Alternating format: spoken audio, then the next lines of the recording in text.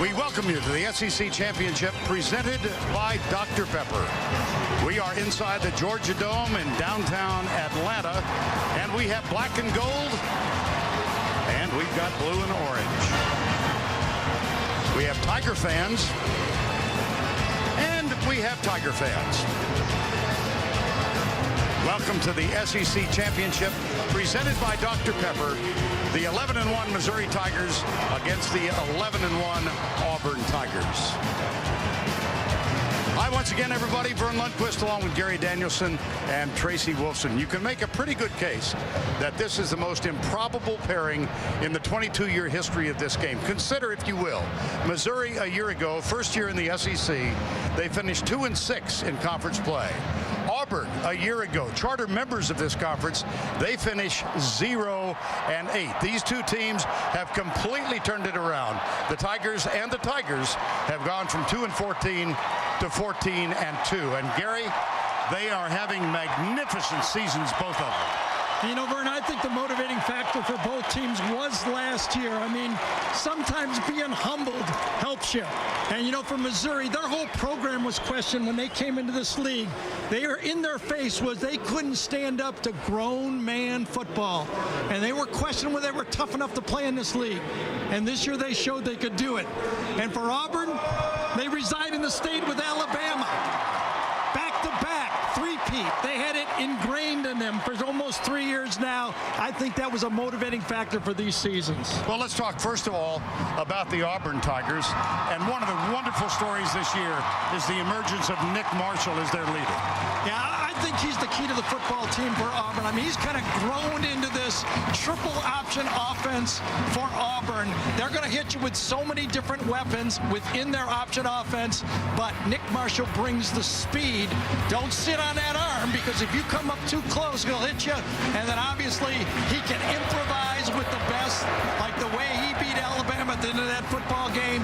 He is a weapon every time he snaps the ball. Well, the Missouri Tigers were ravaged by injuries last year. They are healthy, much healthier this year. Yeah, and what Missouri brings to the game is, number one, they did get healthy, but number two, they are a balanced football team. And when they attack Auburn, they're going to have to stop the run and the pass. But I think the key is going to be James Franklin as well. Auburn has not faced a lot of dual-threat quarterbacks. They haven't had great success. But if James Franklin can get those yards from the quarterback position, I think he'll be a part of the game. Let's talk a little bit about Missouri's defense. I think it's the biggest mystery in this game is why people don't talk about Missouri's defense. They've got athletes all over the field, the best front four in the SEC, but on every level. They got playmakers. Andrew Wilson, a linebacker, and E.J. Gaines is one of the most inspirational and talented defensive backs in this conference. Well, you nailed it last week when we did Alabama-Auburn, when I said what's going to be significant in determining you get another chance to prove how much you know this game. All right, I'm going to go this way. You know, both teams feature the spread, but the two numbers that are going to matter in this game is 1, 4 yards. That's the distance between the two tackles. Whoever controls that inside running game has a great chance to win, and the next is 4 inches, because the height of the Missouri receivers better play a factor, or Missouri's going to have a tough time. This ought to be a really entertaining contest. It's Missouri, Auburn, the SEC Championship presented by Dr. Pepper. The SEC Championship on CBS presented by Dr. Pepper is sponsored by Kia, Chick-fil-A, Allstate, and by Dr. Pepper.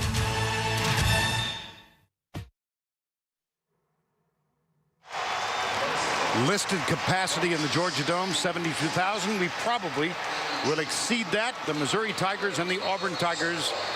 And first on the field, making their first appearance in the championship game of the SEC, the Tigers of Missouri.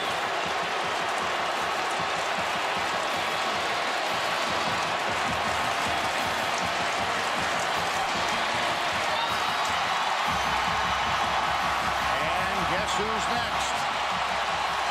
The Tigers of Auburn head coach Gus Malzahn.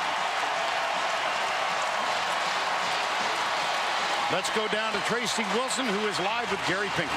Well, thanks a lot, Vern. And, Coach, this is by far the biggest stage your team has been on. So what did you remind them before they took the field today? Just like it's another game. We're just going to do it. We got to go play football.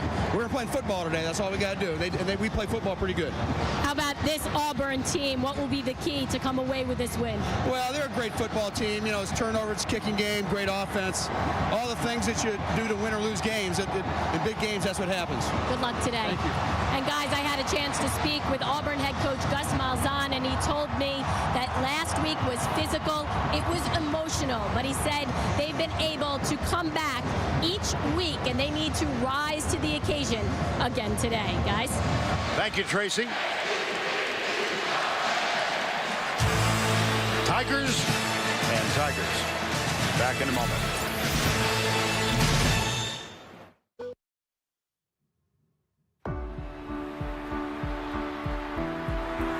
Auburn has won the Iron Bowl in the most unbelievable fashion you will ever see. Listen to this crowd at Faurot Field in Columbia.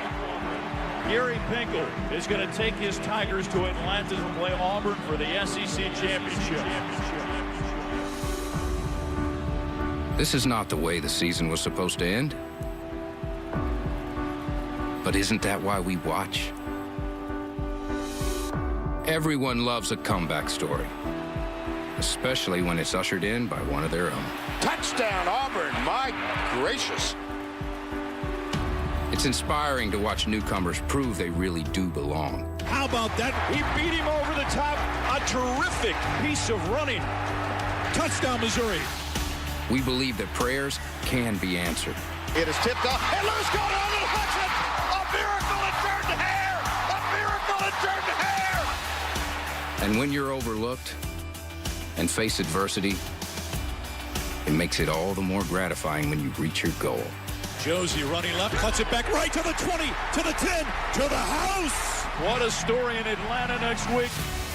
But most of all, we watch to see if it really is true that any team on any given day There's a second left. can turn the inevitable 57 yards for the win. into the incredible. It is sailing. No, returned by Chris Davis. There goes Davis. Oh, my God. Davis is going to run it all the way back. Auburn's going to win the football game. Holy cow. Auburn is going to the championship game. The Cinderellas have arrived in Atlanta. Question is, who will have their storybook ending? This is why we watch.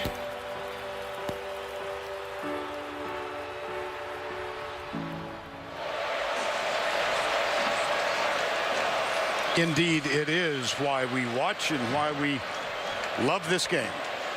The championship on CBS, presented by Dr. Pepper. This is the 23rd playing of this game.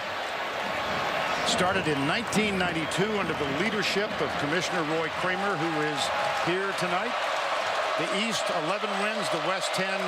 The 5th appearance for Auburn, the 1st for Missouri.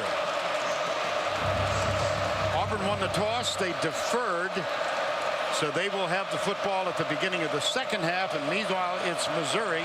Cody Parkey to kick off. Marcus Murphy, number 6, drifts back 5 yards and takes a knee 6 yards in.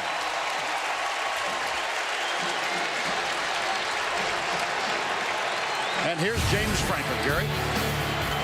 When James Franklin is running this offense the right way, he's Frank the Tank, like he emerged as a sophomore. Watch for the quarterback draws, the quarterback traps, and that wide open spread offense where he's tackling with those wide receivers. Franklin missed 3 full games with a shoulder injury this year. Hampered much of 2011 as well. He is one of 20 Texans on the Missouri football team. First down 10, 25-yard line. Handoff. Henry Josie breaks a tackle. And he's across the 30. And let's introduce you to the starting lineups presented by Dr. Pepper. Britt at left tackle. That face you saw on the tees belongs to Copeland, Max Copeland, Bain, McGovern, Morris, Josie in the backfield. 4 wides. Marcus Lucas gets the start instead of Sasser. Here is Josie again, tripped up as he goes across the 30 after the 33. Defensively for Auburn, Ford, Ikwe, Gabe Wright, who's had a really nice junior season. Ladarius Owens, McKenzie, Holland, Therese, Mincy, Whitehead, Smith, and you might remember the name Chris Davis. 3rd and 4. I think actually on that last play, Josie just tripped. I didn't think anybody tackled him.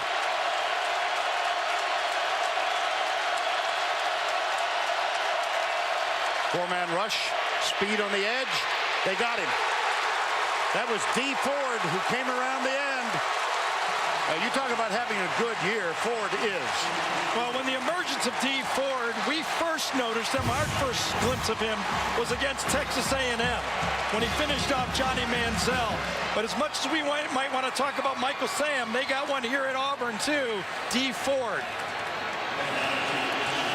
And so his 9th sack of the season, and Christian Brinzer is on to punt. 3 and out for the Missouri Tigers. Chris Davis is deep. He's averaging 20-some yards per punt return. This one's short and takes a hop back in favor of Auburn. So a rough start for Missouri. Very odd strategy by Missouri punting that football. They used the technique that you usually lose. Look at that, Vern. He drops the ball straight down and does an end-over-end kick. I think that's a lot of respect for the return team for Auburn. Chris Davis. See that? Usually you do that when you're trying to stop the ball inside the 10. He was very close to something you and I remember, yes. The drop kick. Yes, that was. Now look at the field position Auburn gets right here. Yep. And so Nick Marshall and Trey Mason in the backfield. That's Ricardo Lewis, star of the win over Auburn. Here's Mason. He's over 1,000 yards for the year. E.J. Gaines makes the tackle. Well, this is the counter. One of 3 base plays that Auburn will run. And when you get Trey Mason running the counter and the dive, that's 2/3, and the last one is a zone option. Gain of 7, 2nd and 3. Mason with better than 1,300 yards this year. He'll test the middle again. Now Nick Marshall, a year ago, the starting quarterback for the Garden City Community College in Kansas, a team that went 6 and 4. This is where Gus likes to go deep. In the SEC Championship in 2010, he stung with an early play-action pass. That was Cam Newton throwing it. Nick Marshall not quite that good a quarterback. I mean a thrower. And he's tripped up as he tries. Coney Ely got him. Number 47. Gary, take us through that play. I thought it was just teed up for one of those play-action deep passes. Second play of the game in the 2010 SEC Championship. And this was Cam showing his arm and just stunning South Carolina. Loss of 2, 2nd and 12. This is Copeland in motion. He's the speed back. Fake. Fumble. Missouri's got it. The Tigers are now plus 16 yes, and that in was, turnovers. That was Coney Ely, number 47. One of those 2 great defensive ends, and just swatted out of the hand of Nick Marshall. Just blows by the defender, coming from the outside to the left side, and watch him go for the arm, and he gets the right arm from behind. Matt Hoke recovered it, and now the excellent field position is reversed. There's the slap. Ely forces the fumble. Missouri's got the football.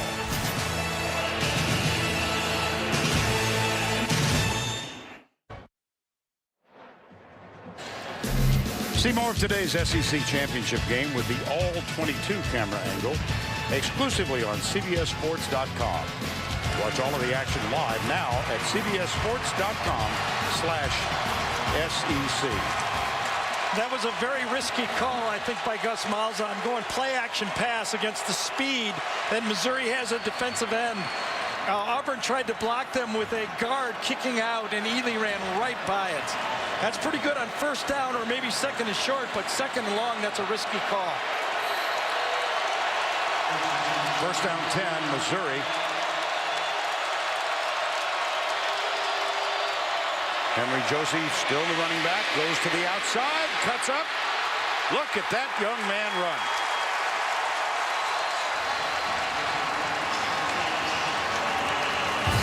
Well, Gary Pinkel says that Henry Josie is sacred to Missouri football fans. What he's went through, it's been well documented, but what a great thing to watch this guy run. When he was a sophomore, he was breaking out to be one of the best in the country in his position. Franklin gets out of the tackle, lobs it out, incomplete. Now let's take you back. If you don't know the story, it was a horrendous knee injury suffered late in the season 2 years ago, right there, against Texas. And he had rushed for over 1,000 yards in 10 games prior to that injury. Interesting, he does not wear a brace on that knee. 17 months of rehab. He missed all of last year, and he ripped apart everything that's a part of the knee. Second down and 10. Dorial Green Beckham, the sophomore, 6'6". Here's the option. Franklin keeps it. Oh, baby. Wow.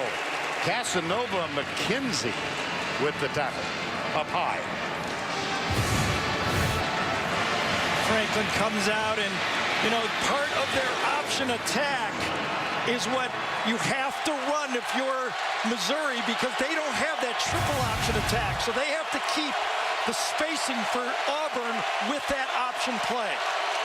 Third down 7.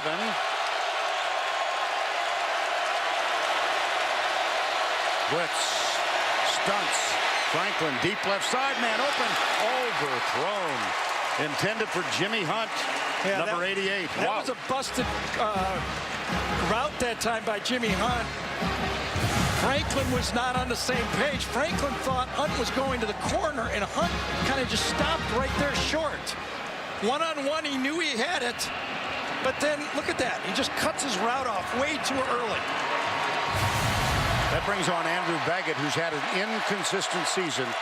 He started 12 of 15. He's only 2 of 6 since. And, of course, somewhat notoriously missed from 24 against South Carolina. That one is just inside the left upright. First on the scoreboard after the fumble from Nick Marshall. The 16th turnover, plus 16, rather, for the Missouri Tigers, and they are number 1 in the SEC. Gary, look at this, how close this was. Yeah, he snuck it inside the left upright. And remember, against South Carolina, it was the left upright that he doinked, as Vern would say. Yes. I copied that from somebody else, by the way. This is a non-doink. Good for 3.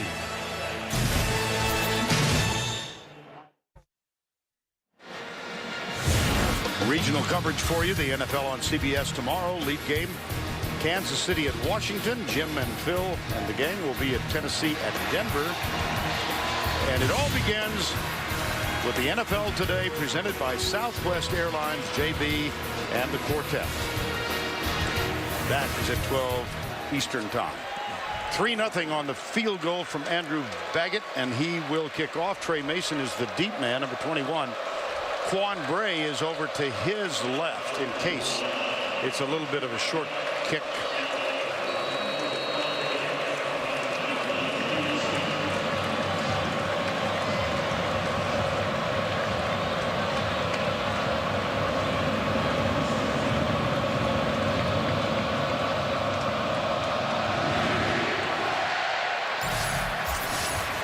Through the end zone, touchback. And let's introduce you to the Auburn offense presented by Dr. Pepper. Probably the most athletic up front is number 73, Robinson. Greg Robinson, I know you admire him. He is a great football player, but he was not matched up on Ely on that sack. He was actually blocking down. They were pulling a guard to try to handle him. Very tough assignment. Well, here comes Robinson. And the rest of the offensive line. Everybody on that Auburn offensive line had a great game against Alabama. The more you watch the tape, the more I had to tell myself, wow, why didn't I mention these guys all game? They blocked them. First down 10. Second possession for the Auburn Tigers. That's Corey Grant going left. Marshall up the middle. And let's introduce you to the Missouri defense. They will play a nickel today. Mike Sam leads the SEC in sacks. He's got Hope, Brantley, Ely, who made the force the fumble. And here's Ian Simon, who will operate as the nickel back, the fifth back. He's a safety. And they will play nickel most of the ball game. Second down, 6. Mason goes left. Got room. First down, Auburn. Missouri has already put in their backup defensive ends, and this time Shane Ray, number 56, actually runs out of the play, and then Trey Mason does what he does so well. He finds the crease and attacks it. Play action, here goes Marshall. There was Robinson. Yep. You could see Missouri with their attacking defensive ends and read perfectly that time to the outside, and Robinson cleans up to the outside. They hurry on first down. They hurry all the time, but especially Nick Marshall weaves his way near the 20. Greg Robinson's going to get called for holding on this one, though. A little too aggressive. Here he is on this side. I believe he's got Ely back in the game, blocks him one time, and then just a little bit too much at the end of that. Just too jacked up to start the game. Offense, number 73, 10-yard penalty from the spot of the foul, still first down. Well, you consider him the best athlete on that team. We found this against Tennessee. Watch Robinson. He gets knocked down and does a backflip here to get up. Watch this man, 350 pounds, and flips himself upright on the play just to show you what type of athlete he is. After the penalty, first down 13. 9:44 to go, opening quarter. Missouri by 3. Mason tried to strip the ball, did Andrew Wilson. Number 48, Wilson, leads the Missouri Tigers in tackles. Has for the last 3 years. Father Jay played for Mizzou. 87 tackles, 6 for loss, 1 fumble recovery. Second and 11. That's Jay Prosch, the fullback. And they hand it off to Mason, and he follows Prosch's block. It'll be third down. Michael Sam, number 52, made the stop. The style of the Missouri defense is different than Alabama. Alabama tried to take on blockers and build a wall. Missouri's defense will try to penetrate and make things happen in the backfield.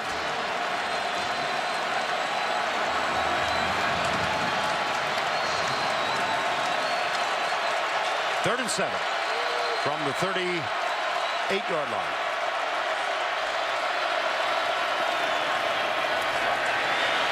Little trickeration. Marshall goes deep. Got him in. Caught. Sammy Coates. Let's talk about improvisation. Wow. 38 yards. Auburn takes the lead.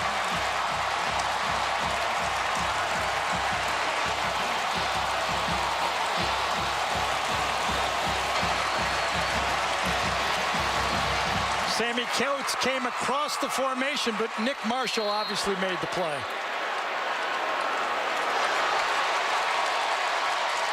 Now they line up, and then Parkey comes back. There is no defense for that. No, you're right.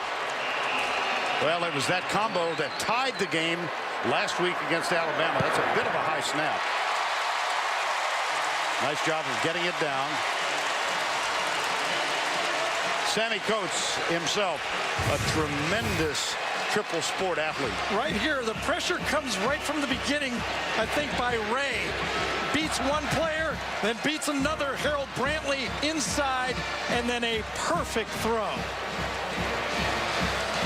Take another look at Sammy Coates. Just crosses the formation, and no one on Missouri thinks there's going to be a play made, and by the time they see that Marshall is going to throw it, no time for Matt White to get there. 7 plays, 75 yards. Auburn under first-year head coach Gus Malzahn.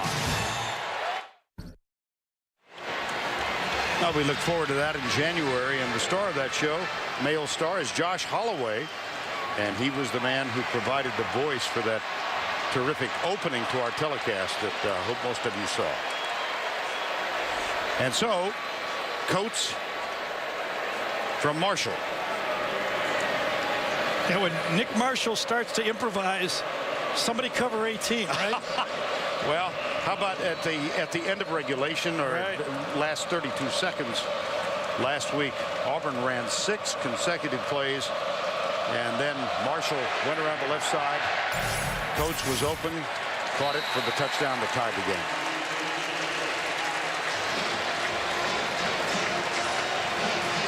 Monday on CBS, Melissa McCarthy and Billy Gardell star in a new episode of the hit comedy Mike and Molly, Monday at 9, 8 Central, only CBS. Well, I think all the jitters are gone now. Do you? I think, you know, both teams, there's been a turnover, a stop by Auburn to hold Missouri to a field goal, and now this big electrifying pass. Missouri understands now that they're going to have to score points in this football game. I think they're going to have to get at least to 30 points to have a chance to win the game. New running back Russell Hansbrough. Missouri will use 3.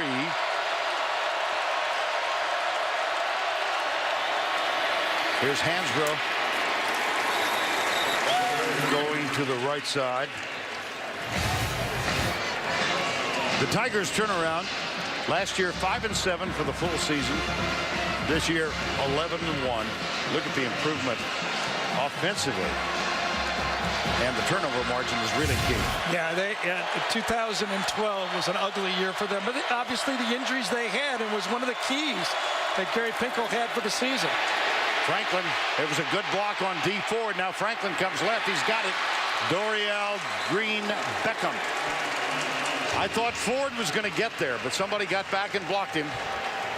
Mincy made the stop here, gain of 16. Well, when we talked about the 4 inches being important in this game, what we're talking about again is the size of the Missouri receivers.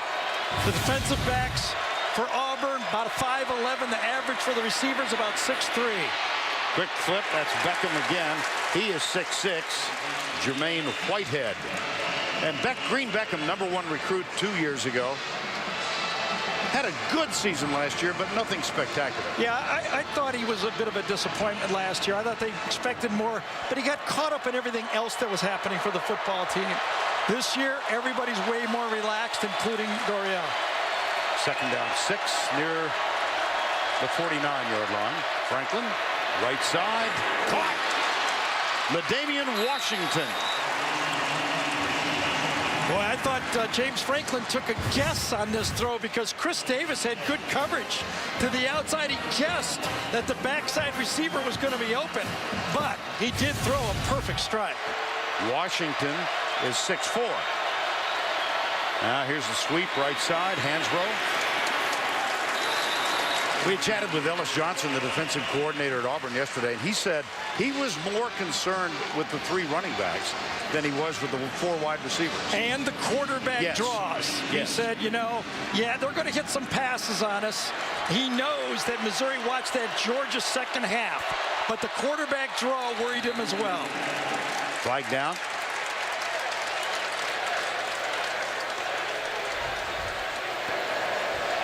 False start. Offense. Number 61. 5-yard penalty. That is 2nd down. Max Copeland, left guard. See Gary Pinkel on the sideline. His 13. There's Copeland. Pinkel in his 13th season. There were early rumors after Sarkisian took the USC job that they might come after Gary Pinkel because he served on Don James' staff in Seattle for 12 years, but he quickly said, no, I'm staying where I am. 5 wide. Off the back foot, got it again. That was a great play. Bud Sasser, number 21. An awesome play by James Franklin that time. Turned loose. The two inside linebackers are turned loose. That's a protection meltdown. And he gets rid of the ball to the outside to Sasser. Beautiful play by Franklin. Whitehead was the late arriving safety. Now, when you get close to the red zone, that's when the height of those receivers become a factor. And Franklin will throw. Here comes the rush from Lawson into the end zone. Is that caught? Yes, it is. Dorial Green Beckham, 28 yards. The height of those receivers. He just puts it up. I thought he was bobbling it a bit. Let's see if he got the ball cleanly. Franklin just puts the ball up in the air. Beckham goes up and gets it. And did it bounce on the turf? Another look. I didn't see anything.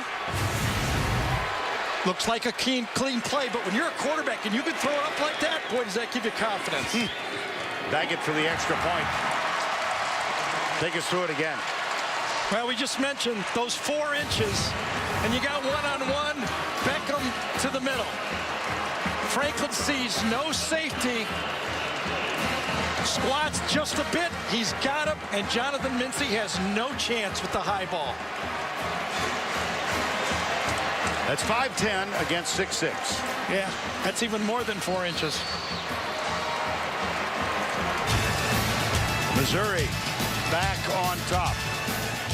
These two teams of Tigers trading punches.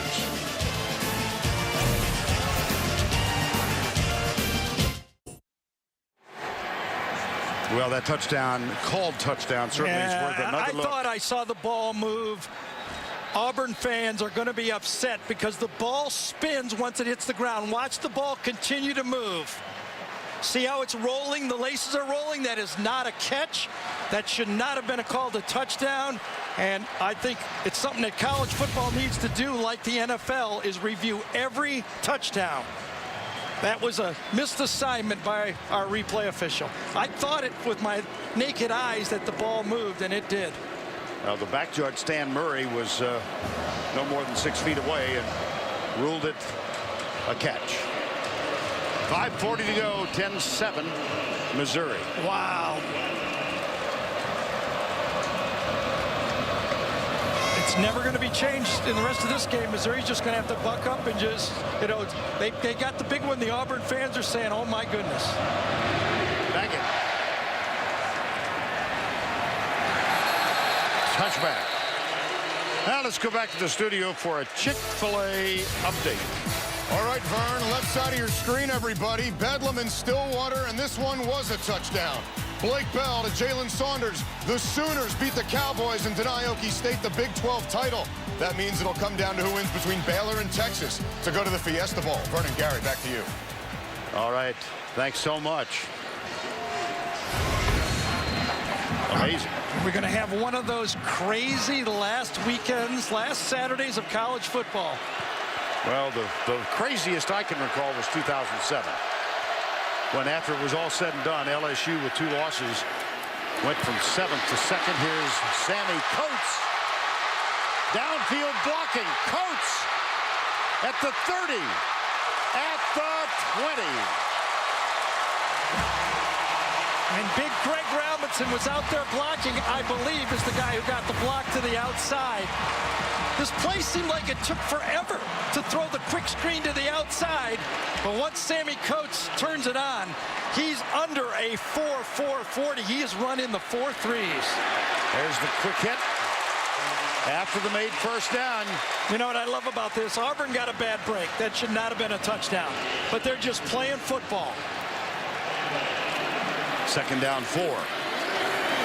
Mason to the 10. And they're going to go faster and faster and faster.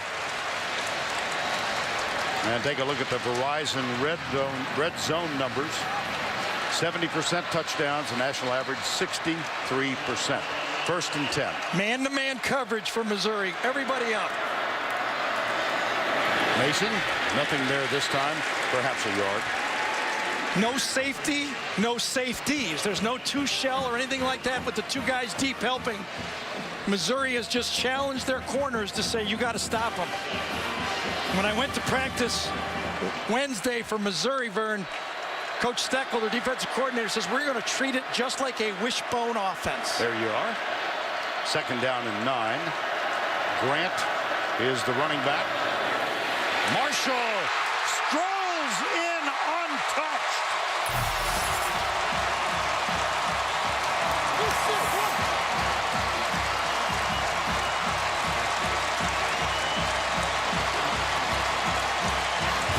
You know, assignment football sounds easy, but it really isn't. That time, number 47, Coney Ely, got a bit confused, make one false step, and he's gone. Key blocks from Jay Prosch, the fullback. Brandon Fultz, number 11, the tight end. Cody Parkey, extra point. Auburn back on top.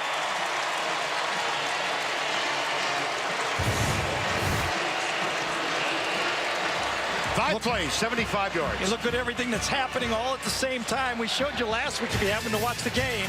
All these plays start the same, but you never know who has it. That time, it was number 14. Gus Malzahn, what he just said was, boom!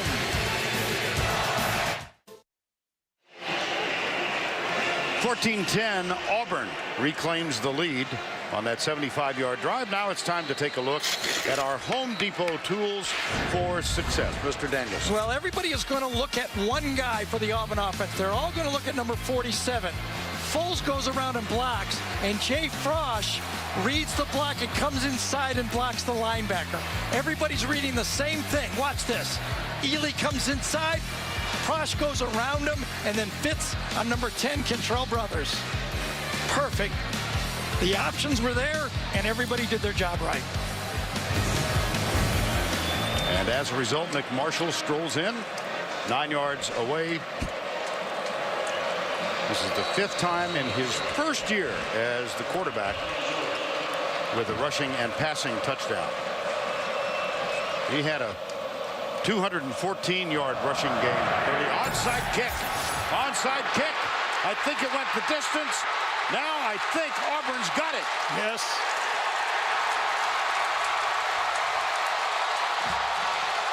We saw that same onside kick against Alabama in the 2009 game.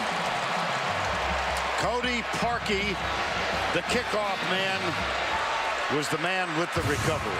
And I think it was touched by the Missouri player. That's what made it a live ball. There it is. It was touched away. And then because it bounces back, it was touched. It's a live ball. Morgan Stewart, number 36, the running back, is the man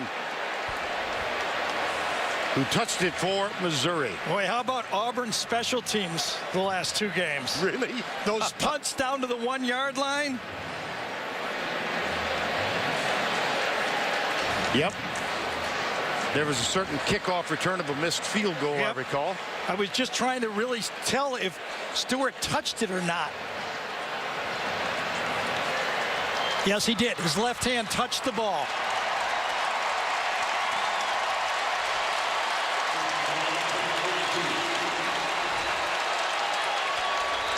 One more time.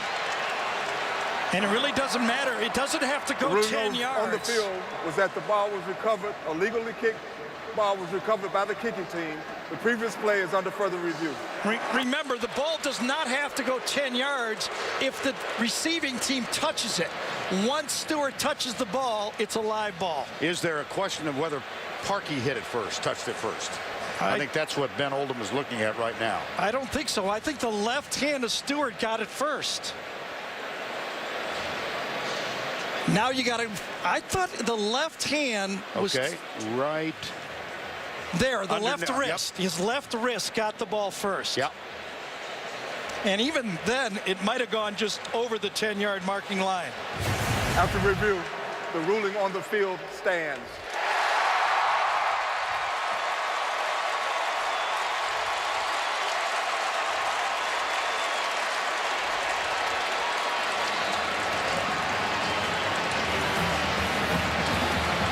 So Auburn has the lead and the ball with 4:08 to go in an entertaining first quarter. They've got the ball at the 42. Ricardo Lewis on the end around. He's getting a block downfield from Mason and is hauled out of bounds by Matt White, number 17. Well, this offense is becoming devastating right now. I mean, you watch it and you wonder if anybody can stop this rushing offense for Auburn. They hurry up on first down. Marshall, Mason.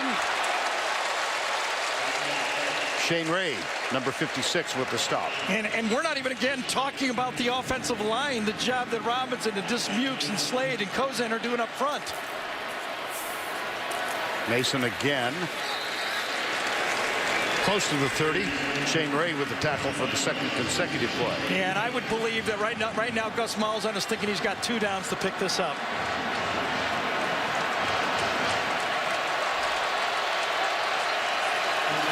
Third and 2. Oh,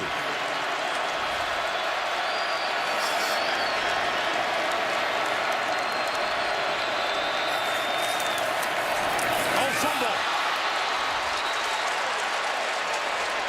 Not now. This seems risky now. Yeah. You know, you don't see this a lot.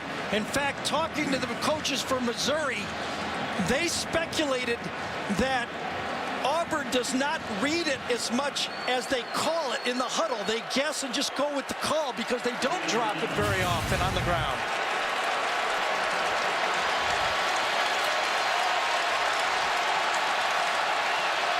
Fourth and 5. Missouri in a 3-man line.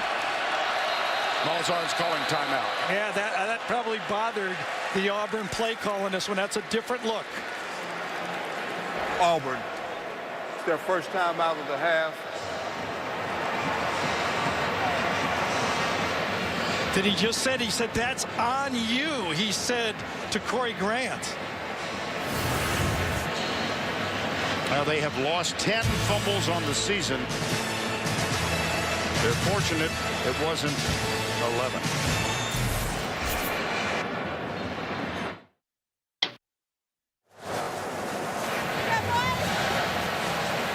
.229 to go opening quarter, 14-10. Auburn, they have the lead. They're facing a 4th down and 5, and Cody Parkey comes on. His longest of the season is 47. Yeah. 54 yards. And just be awake here, Vern. I mean, you know, anything could happen here. We've seen long field goal attempts before. Or fakes. Or fakes, exactly. Here's Parkey. It's sailing right. He did not make it. Well, that was a big fumble and a great stop by the Missouri defense. Parkey had plenty of leg, but it slid right the whole way.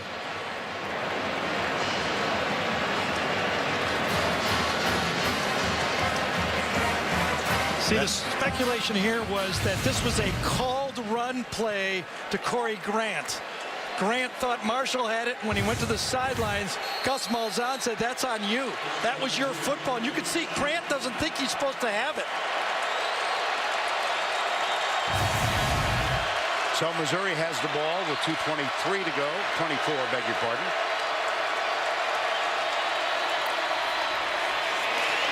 This is Marcus Murphy, the third of the running backs utilized by Missouri. None of them that big. They're all 5'10", 5'9", and there's a claim of a face mask.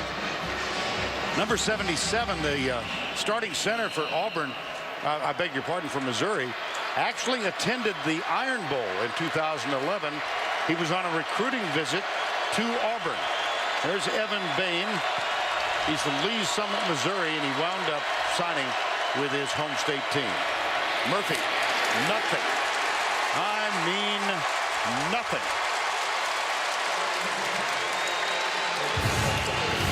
Auburn front four. I'm sure they've gotten tired of hearing about how athletic Missouri's front four is, and they are ready to play today as well. Now, D Ford, number 30, was leading the charge. He leads the cheering. You see Blackson is in there, Angelo Blackson, number 98, actually listed as the third team defensive tackle.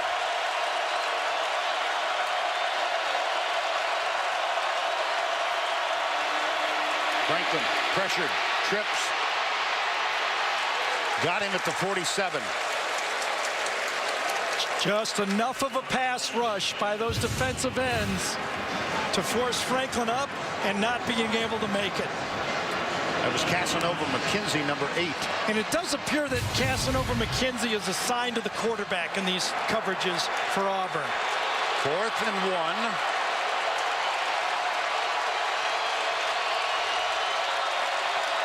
See if they're going to try to draw Auburn off sides. This would be a big gamble early in this game.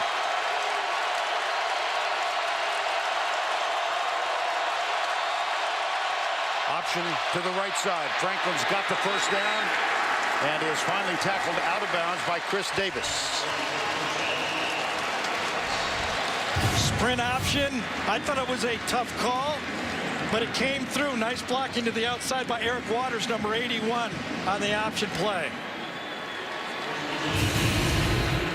And the clock stops on the first down, then is restarted, marked ready for play. Franklin still has it, drills it. Well, he didn't drill it. It was incomplete. He threw it. Drilled it low. Yes, he did. Jimmy Hunt, the intended receiver.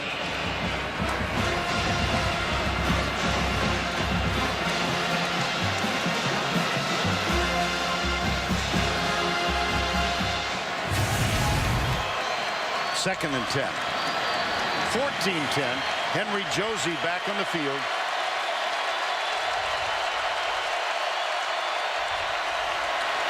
Goes right, goes left. Down inside the 20. He's closing in on 1,000 yards for the year. He needs 50. He sets up the block so well on this play. Davis is down. Josie, when he sprints wide, makes the block easier to the outside and then cuts back. Overrun by the Auburn defense that time. Anthony Swain just overran it. He wasn't even blocked because of the way Josie sprinted at the beginning. That's Ryan White, and then Davis over the top. Yeah, that probably his left shoulder. Yeah, his elbow rammed it in the ground and probably jammed his shoulder on the play. Ryan White down low, Chris Davis over the top.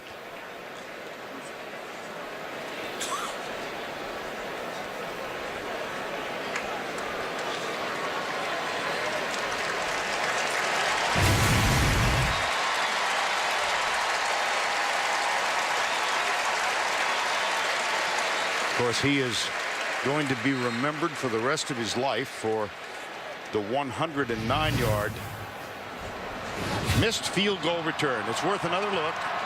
Andrew Griffith, the backup place kicker. It's short. Here comes Chris Davis.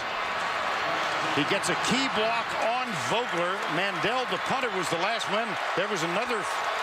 And here's Davis strolling into history. Chris Davis. Flags. 1st and 15.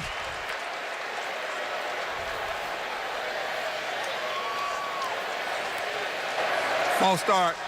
Offense, number 61. 5-yard penalty. Still first down.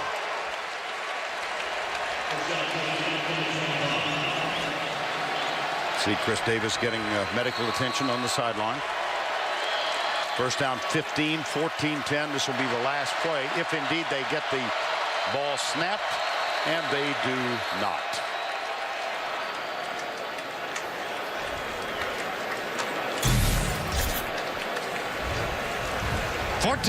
That's the end of the first quarter. Auburn leads. We'll return to the Georgia Dome after this message and a word from your local station.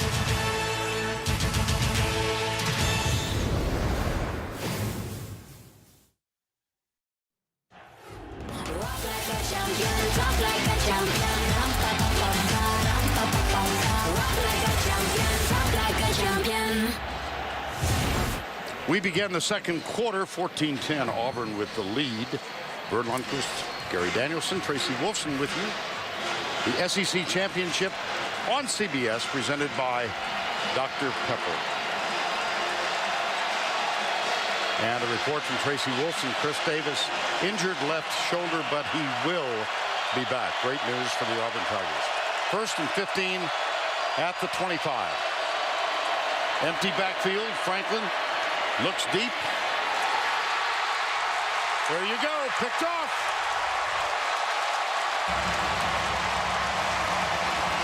This was a total misread between the receiver and James Franklin.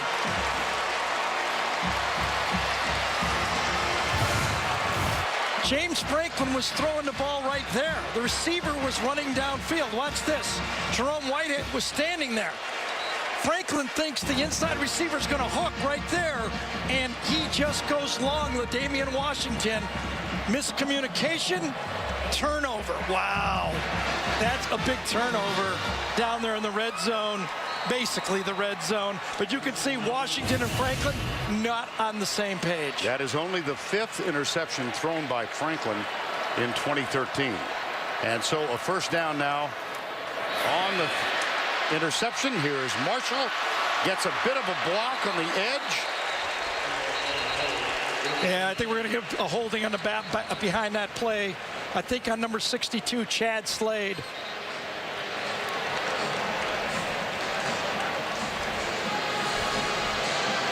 Here's Hubert Owens. Holding. Offense, number 62. Half the distance from the goal. Still first down. That is indeed Chad Slade. Yeah, as he pulled around, you could see it pretty clearly. There's Slade right in the middle of the play. The defender tries to get away, and he grabs him on the last play to try to hold that block. It's pretty easy to see. Great call.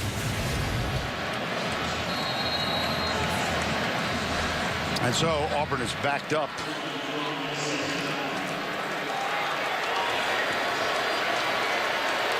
And Marshall will send Jay Prosh's fullback in motion. Draw play, right side, Mason.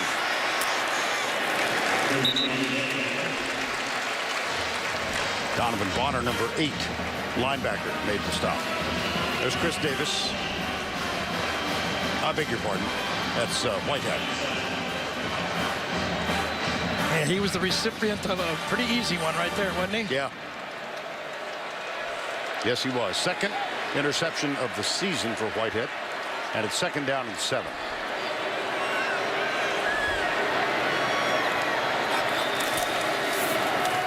Mason comes left. Quan Bray backs away so he doesn't get caught with a block in the back. Andrew Wilson, number 48, makes another tackle. Yeah, Andrew Wilson is a tackling machine. He may not be 4.5 40, but he just snuffs out those plays like throughout his whole career. He almost beats the ball carrier to the spot on that one. 3rd and 5 after the interception from Whitehead. Auburn yet 1 of 2, I beg your pardon. Here comes Sammy Coates. And Jay Prosh again, the fullback in motion. Marshall, quarterback draw. Nothing there. Another fumble. Picked up. E.J. Gaines. Touchdown, Missouri. It was Coney Ely again who forced the fumble. It sure was. Auburn's trying to call a safe play, and that penetration again. That's the game plan for Missouri. They want to blow up these plays before they get started, and Ely does it. He's lined up at tackle this time.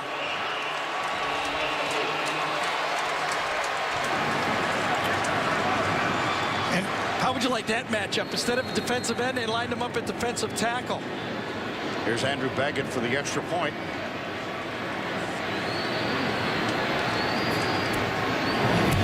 It is 17-14.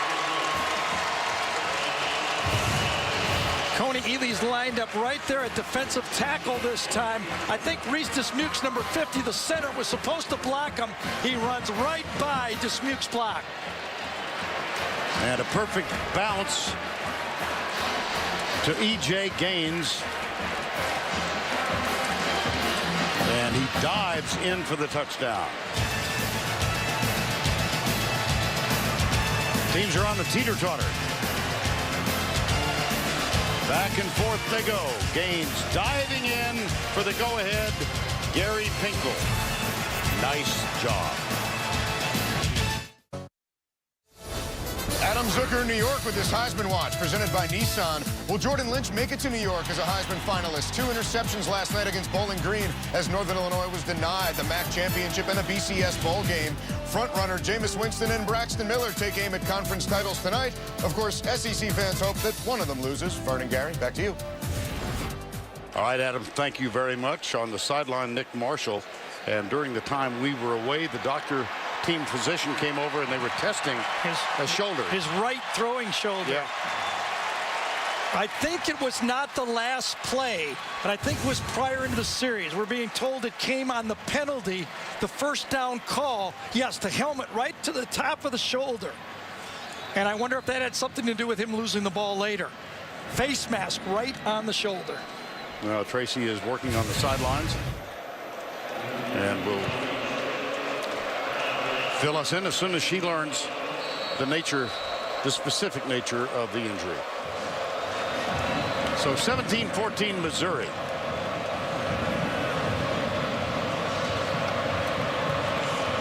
Andrew Baggett will kick it deep. This one is going to go sailing through the end zone. Well, Missouri's first appearance in this game. Auburn is their 5th. Right.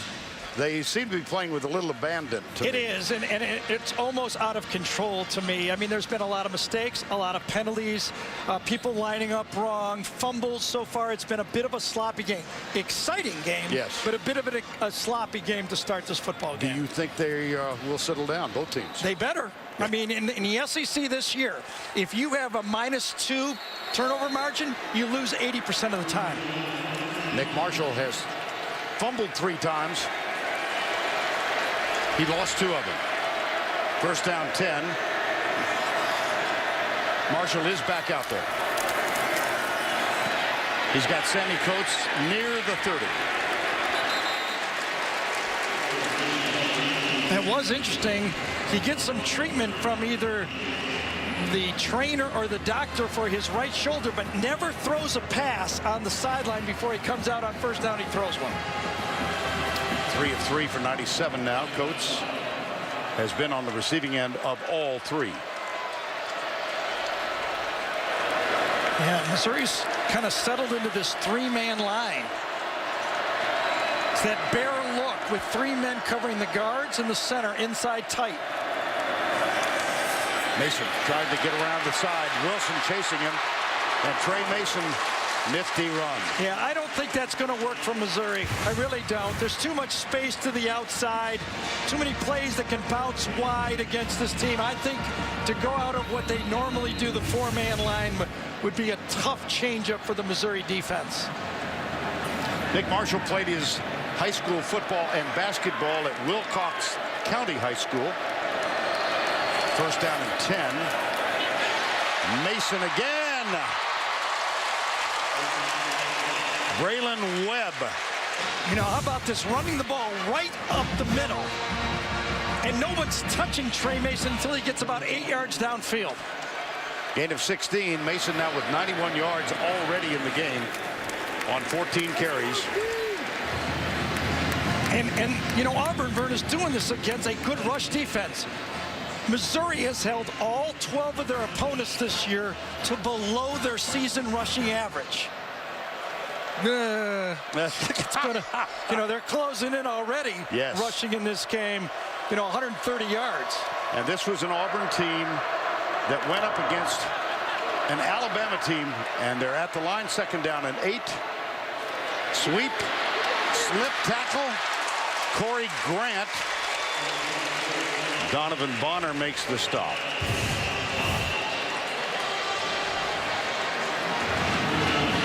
Substitutions. Excuse me, no Gary. problem. Brandon Foles out there in front of it. All you got to do is throw when you're out there. Just throw your block at the guy and let the running back cut behind you. Third down 2.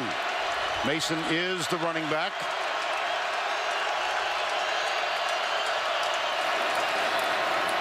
His 15th carry. Yeah, that three-man line, they're cashing that three-man line. First down 10, they'll hustle. This may work on the blackboard, but right now it's getting stoned. Andrew Wilson comes up and just finds a blocker right in the face mask. Marshall this time. Tackled at the 7. Matt White, number 17. It's the triple option, that's what it is. And even if your assignment is right, Cantrell Brothers had his assignment right, but you still got to tackle the guy. First and goal. Mason driving to the end zone and getting across. What a drive. What a drive.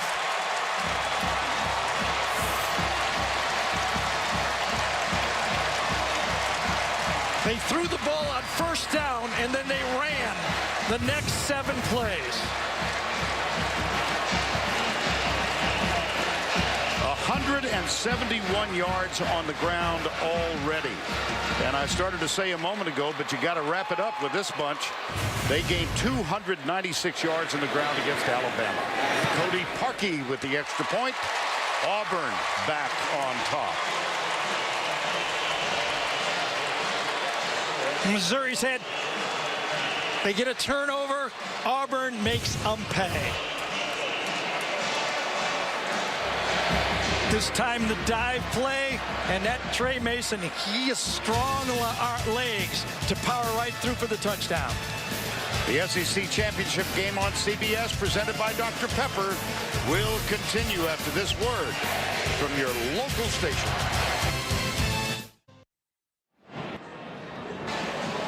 Trey Mason with 111 yards already in this game, 21-17. Coming up at the half, stay tuned for the Dr. Pepper tuition giveaway. Who could forget the incredible emotion from winner Yvonne Padilla-Rodriguez 2 years ago and a happy but slightly more subdued Garrett Booker last year? That's coming up at halftime. Well, Mason, a gregarious young man. We had a chance to spend a half an hour or so with him earlier in the season. Looks you right in the eye, smiles, tells stories. His father, there you go, that's the grin. His dad is, I don't have him on my iPod, but he is a member of a rap group called De La Soul.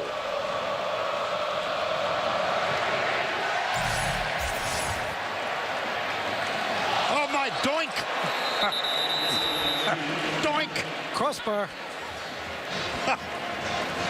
Oh, my goodness.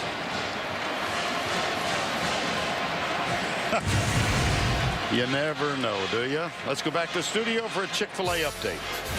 All right, Vern, thank you. More fun from the kicking game, but Baylor wasn't kicking. They're faking the punt left side of your screen, but Texas denying it. Low-scoring game on a cold day in Waco. They're at the half right now. 3 apiece. Winner takes the Big 12 crown. Vernon Garrett. Adam, thank you. First down and 10 from the 25. Franklin. Dorial Green-Beckham is back on the field. He has a shoulder problem. Here's Franklin, tucks it and runs it.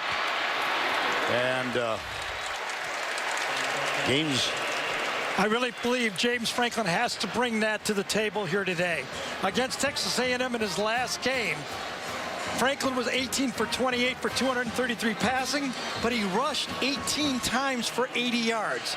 He needs to bring that in this football game. Here's Hansbrough. Fights his way for a nice gain.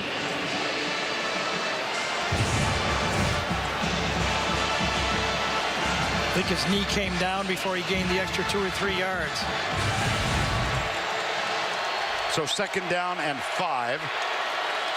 9:45 to go first half. Ball is just across the 40. Marcus Murphy is now in at a wide receiver spot, top of your screen. Franklin heaves it. Marcus Murphy has it. He's dangerous. He's a kickoff return man. Get the ball to your playmakers. A little hitch route to the outside. Ryan Smith does not make the tackle. And all of a sudden, you got your kickoff return man in space. Boy, when I said 30, I was way low. I think so. Way low. Franklin popped by Ryan Smith, number 24. Now substantial substitutions for Auburn. A couple of new players on the field. Nobody substitutes better than the Auburn defensive line. We've seen it all year. They get them in and out as good as anyone in the country. But Sasser has joined the field. Whoops. Against whom? Gabe Wright is the guy who jumped. He's claiming he was induced the head bob. I think Offside. Defense in the neutral zone. Number 90. 5-yard penalty. To second down. Well, we mentioned as we came on the air, this is the most improbable championship game perhaps ever. Look at this. In the summer, Missouri was picked to finish 6th in the East, Auburn to 5th in the West. Here's Franklin. Diving catch. Made by Marcus Lucas, number 85. That's another first and 10. Auburn 8. The differential from last year to this, Missouri +6. First and 10 again. Quick flip, right side, Dorial, Green, Beckham, Therizi. That's 85, I beg your pardon, not 15. Marcus Lucas.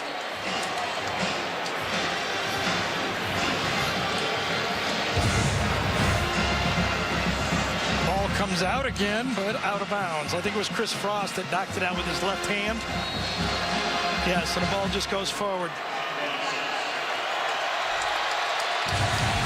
Let's see if Auburn can match up here and these tall receivers down in the red zone. Second down, 6 at the 18. Franklin shakes a tackle, hit from behind, and then gang pursuit. Casanova McKenzie was the first man there. Number 8. You know, a lot of people speculated when Matty Mock won those games as backup quarterback that Gary Pinkel would stick with him. I think it was a great move to go back to Franklin because you can always bring Mock, the freshman, off the bench. Senior gets first chance to finish out the season. Third down 5 as you look at Matty Mock. And the other quarterback, Prince, who is the only Georgian on Missouri's team. Third and 5. Here comes D. Ford. Here goes Franklin into the end zone. Came down out of bounds. Bud Sasser. Well, the ball was thrown up in the air, and Sasser had a shot to make the play. Let's see if it's defended well or he drops it. Oh, he drops this one. No, right at the end of the play, a great finish by Robinson Therizi. Gets his hand up there at the end of it, or I think Sasser would have caught this ball. Might have been out of bounds, but I think he would have caught it. Andrew Baggett with the field goal attempt. He's hit 1. It's 4th and 5. The try is from the 36. It's 36 yards. He's 2 for 2.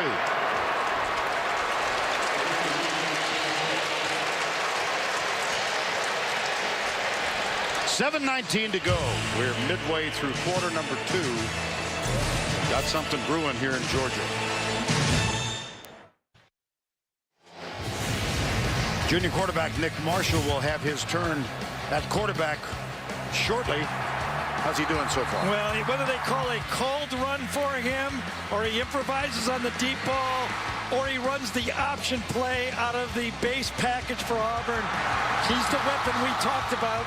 And now Missouri has to figure out what they can do to offset his ability to run the whole offense. And let's get an update from Tracy. Well, we saw Nick Marshall hurt that shoulder on an earlier drive. Offensive coordinator Rhett Lochley came over to him while he was on the bench, and he kept asking him, "Are you okay? Are you okay?" And Marshall just kept shaking his head yes. And then finally Lochley said, "I'm not going to pull you. Just be honest with me. Are you okay?" And the always calm Marshall just said, "I'm fine, guys." I wouldn't come out of it. I'd have to come out on my shield. You don't come out of this game, right? You'd lie. Yes, I would. But they tested him with that short pass, and he completed it. Here's the kickoff from Baggett. This one will be returned. It's Corey Grant, who's got great speed, but unable to use it on that return. And we always welcome the Duck to our broadcast, so it's time for the Aflac trivia question. Who are the only 2 head coaches to win SEC titles in their first seasons? Keep in mind, this is an old league. Gus is trying to, of course. 14 years a high school coach. Chatted with him yesterday about his beginnings at Hughes High School with the Blue Devils. He started as the defensive coordinator. That's Hughes, Arkansas, 6 miles from the Mississippi. He's a rich ex-old high school coach now, isn't he? Just got a raise. Here's Mason again. He's on the loose. There's one man who can beat him. And that man does. It's Matt White.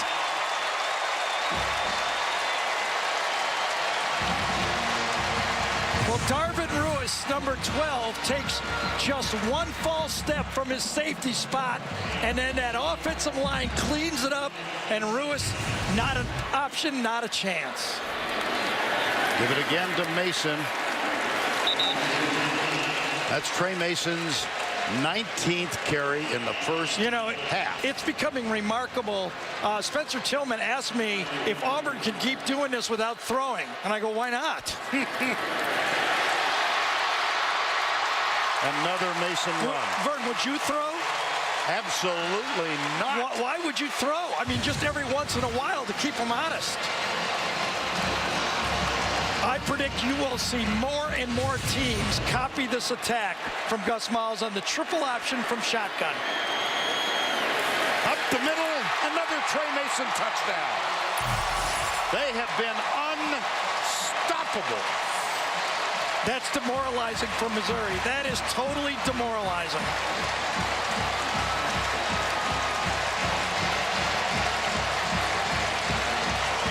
Right now, you're looking at the coach and say, Coach, what do we do? And the coach is going, I don't know.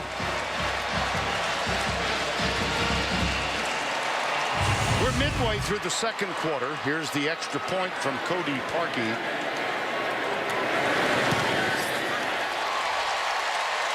The Auburn Tigers have put 28 on the board. They have rushed for 250 yards. And remember, Missouri has not given up 200 yards rushing all year in the whole game. And you got Auburn gashing them like this. The star of this drive was Trey Mason.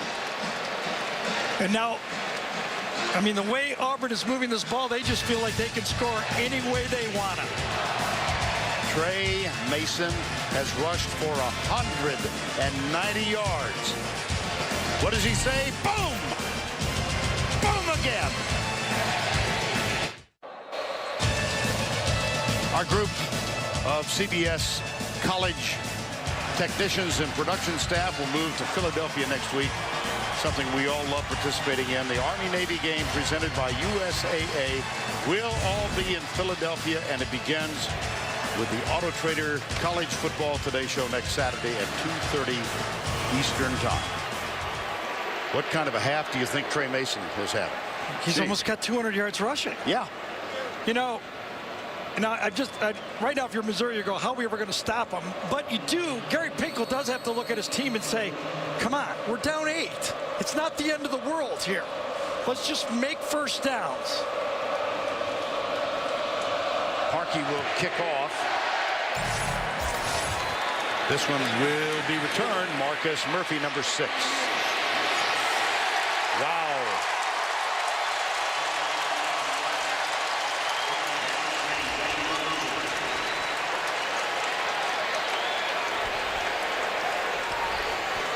The rushing comparison thus far.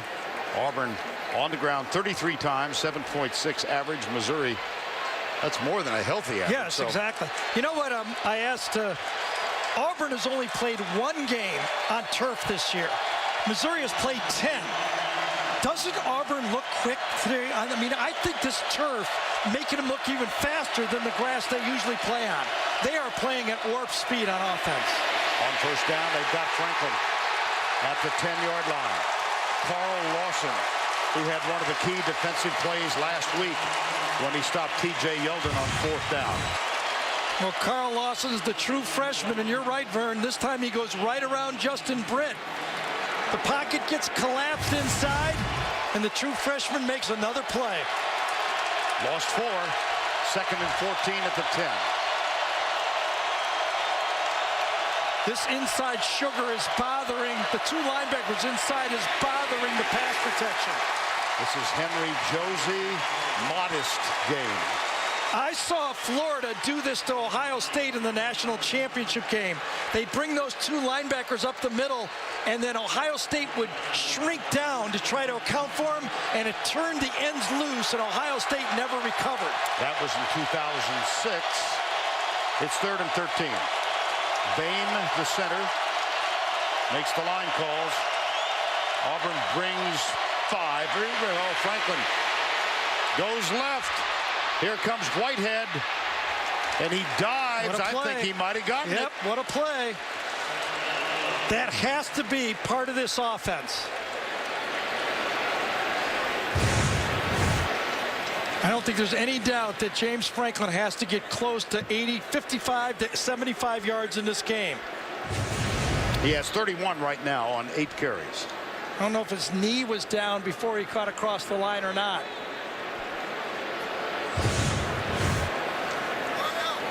Knee down, yes. Yep. I think this may be brought back, and now, if you're Gary Pinkel, do you give the ball back to Auburn or you go for it? This still should be reviewed. His knee went down. Yes. And it looks like Hubert Owens is, well, watch this. Knee goes down right there. Right there. Yep.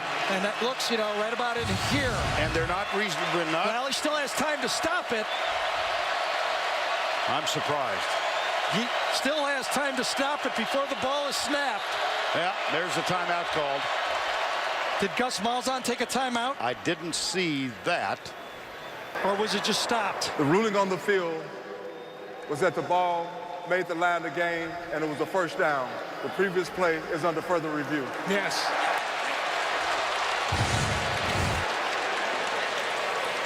We're going to have to tie these 2 together. Knee. This look and the other look.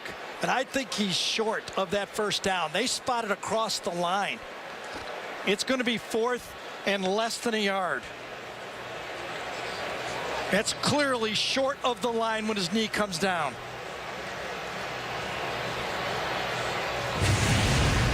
And now Gary Pinkel has to make his 2nd decision on 4th down. Remember, he ran the option on 4th and 1 before. But this one's, on the 30-yard line. One more look. Well, I would bring it back. That ball is clearly not past the line when his knee goes down. Now they're showing it on the scoreboard here, the Jumbotron, and you hear some of the crowd reacting. Now you hear more of the crowd reacting. And you can bet those are Auburn fans who are doing the reacting.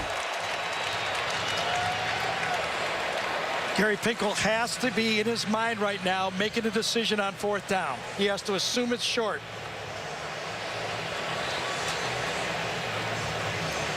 Remember last time he ran the option to the right side of the formation.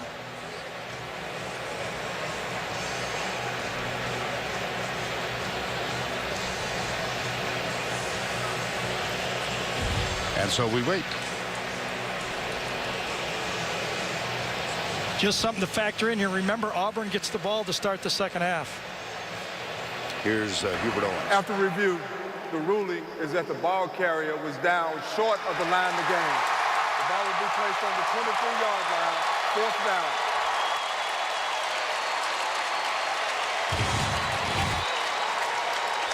It's going to be less than a yard.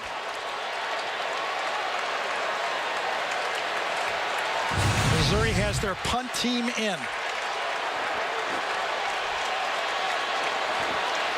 And it is Chris Davis, averaging 20 yards per return, who is back to receive this one. There's Davis. Andrew Baggett, Christian Brinzer is on the punt, number 92. Auburn has to concede the punt here. I would fair catch it if I was them. Concede the punt and play the fake.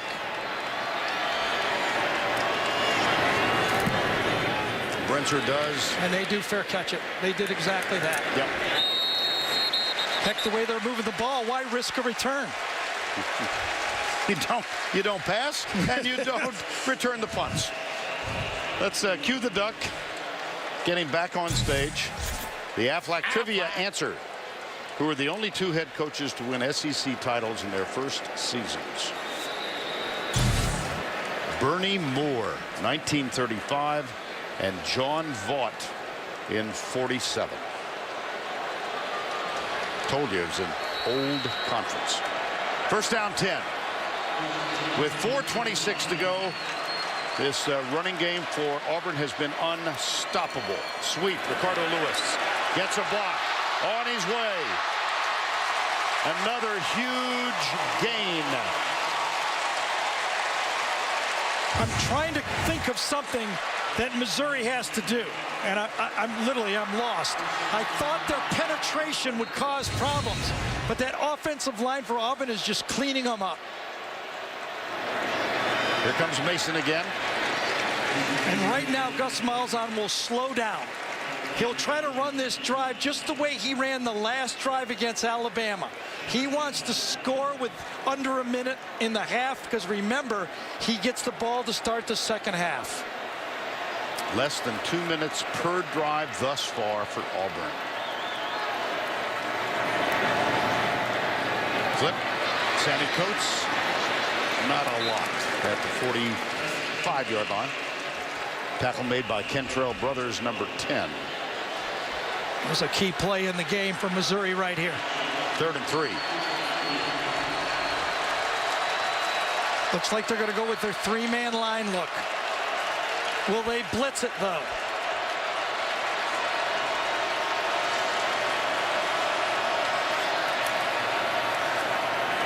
Marshall breaks another tackle. He's got a first down at the 40. That's the hardest thing to explain to people, is just because you have assignment football. Oh, my gosh, another 15 yards. E.J. Gaines. Ridiculous. Nick Marshall thought he did not have his knee and got up, and Gaines threw him to the ground. But, you know, I'm just going to say, and they might pick this one up, because I think Gaines thought the play was still alive. After the play was dead, personal foul, unnecessary roughness, number 31 on the defense. 15 yards added to the end of the run. First down. See, even though you're playing assignment football, you still have to make the tackle. Now, Nick Marshall thinks, I'm going to do a Michael Dyer and get back up, and E.J. says, I didn't know.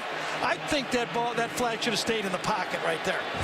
I think that's a tough 15 yards for Missouri to get. It is marked off, and it's first down and 10 at the 24 of Missouri. E.J. Gaines coming from the corner. And this is Mason. Andrew Wilson, number 48, with another tackle. You know, we haven't seen in this game, unless you've mentioned, I haven't seen him. C.J. Uzomah has not been in this football game. Number 81, one of their main weapons. Now we asked Tracy to check on his absence, and we are told from Tracy it's just a coaching decision. So Fultz has been there. Here's a flip left, Sammy Coates. Oh, what a play by E.J. Gaines. Yes. E.J. Gaines had a brilliant game against Texas A&M. He shut down Michael Evans, only 4 receptions for 8 yards. The worst game that Mike Evans had all year, and E.J. Gaines produced it. 3rd and 11. Let's see if Marshall will put it in the air. Can that front 4 put some pressure on the quarterback? Coates is down at the bottom of the screen. Trovon Reed is one of the trio. Quan Bray is also out there. 90% of the time, they just rush 4 people. Let's see if they're going to bring 5. Gaines is on the corner, and he is coming. Marshall heaves it deep. Incomplete. It'll be 4th down. A flag on the play. Yeah, it's going to be holding. And I think you got to wonder now, what will Pinkel try to move him back out of field goal range and risk another play? Holding. Offense, number 56. 10-yard penalty from the previous spot. Still 3rd down. Yeah, he's going to take it. It would have been 4th down, remember. Right. There's Avery Young, Yep. yes. On Michael Sam, right? Yes. I think it was 52. Yes, it was. An aggressive call again by Gary Pinkel, and I don't blame him.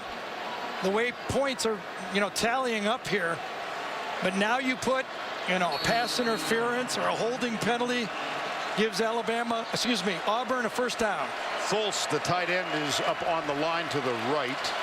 3rd and 21 with 1:39 to go in the half. 3-man rush. Left side, Sammy Coates. What a stand by Missouri. Yes, it was. Donovan Bonner, number 8. Matt White, who's having a heck of a game. That's a loss of 4 to be 4th down. And Missouri will take a timeout.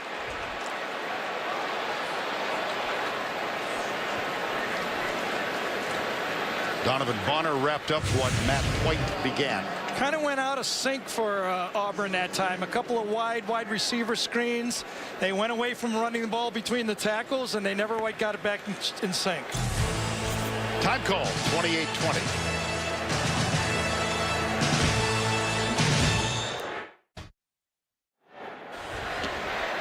Missouri has the ball, trailing by 8. Many great traditions abound on game day throughout the league. And each week we give you a taste of the SEC presented by Sonic. For more, here's Tracy. Vern, for 22 years, one of the great traditions here at Championship Weekend is SEC Fanfare. With a variety of activities for all ages, Fanfare is the perfect way to spend the pregame hours leading up to kickoff. One of the other great Championship Weekend traditions is the honoring of the SEC Football Legends class. 14 gridiron greats were honored, headlined by the championship team representatives. Mizzou quarterback Phil Bradley, who led the Tigers to 3 straight bowl games from 1978 to 80. And Auburn's Frank Sanders, the acrobatic All-American wide receiver who played for the Tigers in the mid-1990s. Congrats to all the legends. Vern? Yes, Tracy, 14 in all. It was a nice night last night. We had a lot of folks who honored these 14. 4th and 25 now. E.J. Gaines penalized 15 yards, call with which you did not agree. No, but it was a great stop after that personal foul. Here's Stephen Clark, first punt today. Forrest Hill will snap it back. And that's Sammy Coates, one of the gunners, the lightning receiver. Here's Clark. Fair catch. It goes. Oh, look at this. Yep, and he's done it again. And over end. Flag is down, though. He had 2 inside the 5 last week in the Alabama game. I think they may have to kick this one over. Was there holding on the play by Auburn?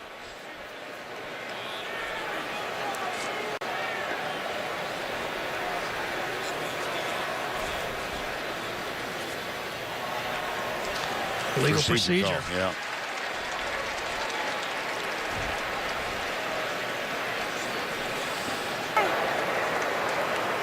Illegal formation, number and exception of the kicking team. 5-yard penalty from the previous spot. Replay 4th down. Now they're heading in the wrong direction. I would assume what he said was they had an eligible player in an ineligible spot on the formation. And see if you can spot it. One of them lined up and did not have the proper number in the formation. So Clark has to do it again. 4th and 30 now.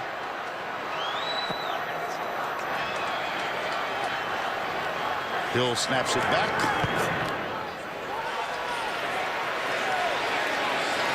He's done it again. And not much difference, was there? Wow. The last one he kicked end over end to get it to back up. When he lost 5 yards, he kicked it normally but perfectly. He's quite a weapon. Don't forget the Geico halftime report is coming up.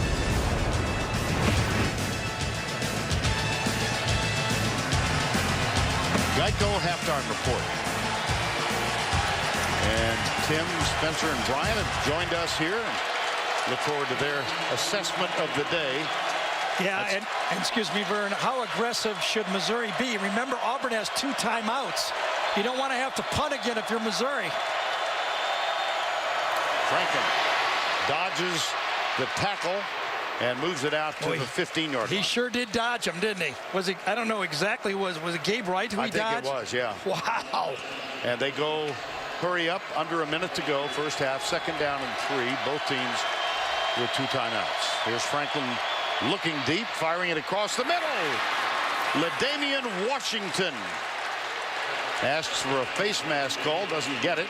That's a gain of 16. So they're moving efficiently now, but the clock showing 40 seconds to go. Left side. Bud Sasser, number 21, stops the clock, getting out of bounds. Well, that first down scramble to start the series by Franklin really freed up the play calls for Missouri.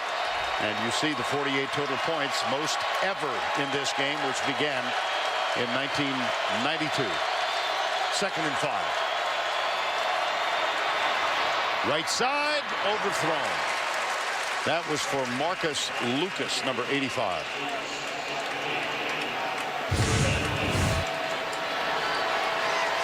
When you overthrow Marcus Lucas, you're overthrowing a big man. I'd have thought Shaq O'Neal was out there. 3rd and 5. Mizzou is 0 of 5 on 3rd downs thus far.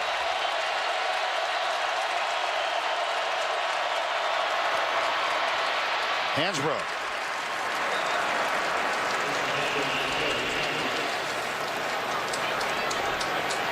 Clock stop while they move the chain. And Missouri took a timeout as well. Okay, I thought they might. So Mizzou now with 1 timeout remaining, and they have moved the ball out to the 45-yard line. First down 10. Trey Mason having a memorable game. James Franklin playing quite well also. The freedom fighter, the prisoner, the champion for peace. 48 Hours presents Nelson Mandela, Father of a Nation. That's tonight at 9, 8 Central. Only CBS.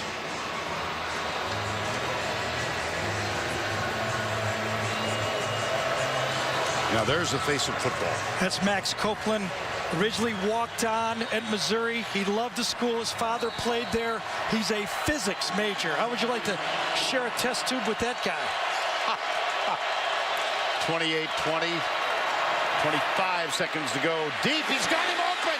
Doriel Green. Beckham. Missouri touchdown. How do you do?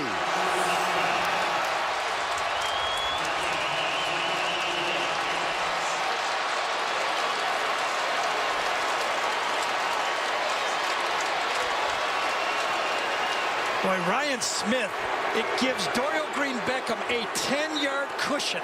And Beckham runs right by him, and Franklin throws a perfect throw. Andrew Baggett for the extra point. Braylon Webb will hold it.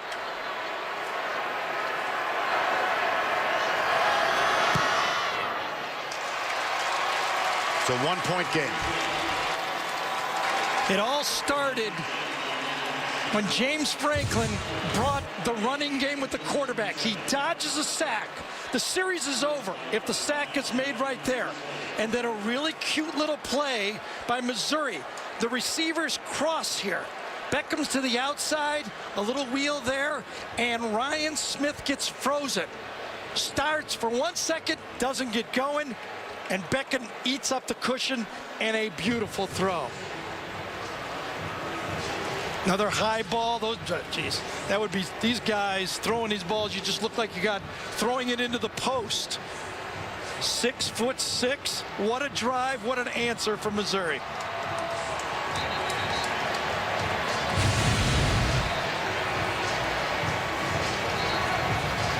My gosh. Doriel Green Beckham.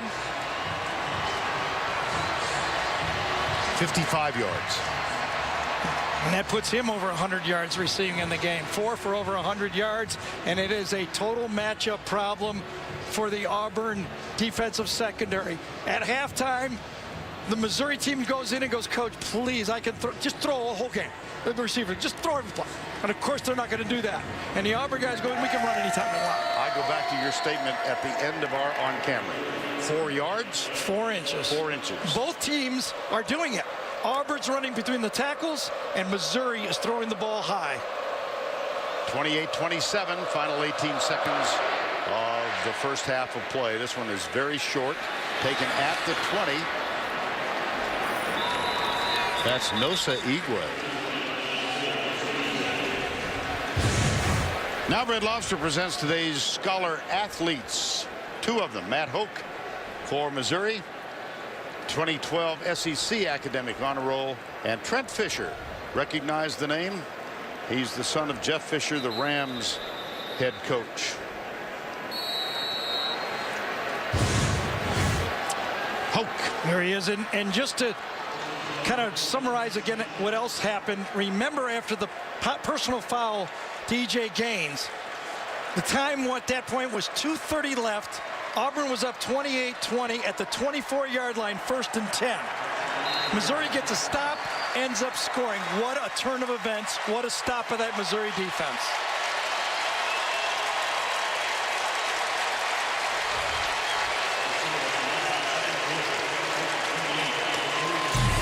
We did expect an entertaining game.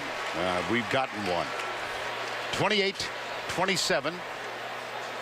Tigers lead the Tigers. Well, the other Tiger fans from Baton Rouge look on and wish they were here. Tracy is with Gus Malzahn. Thanks a lot, Coach. They can't stop your run game, but what happened defensively there on that quick touchdown drive? Yeah, we had a little breakdown there. They made a play. You know, it's been a wild game. I mean, we got to keep running the football. First quarter, though, a touchdown call by Missouri that was questionable. Why didn't you go for the challenge? You know what? Guys upstairs said there was a touchdown, so that's why we looked at it. Did you talk to the officials about it at all after? Yeah, we did. They said it's a touchdown. All right, thanks a lot. Appreciate it. Good luck. Thank you.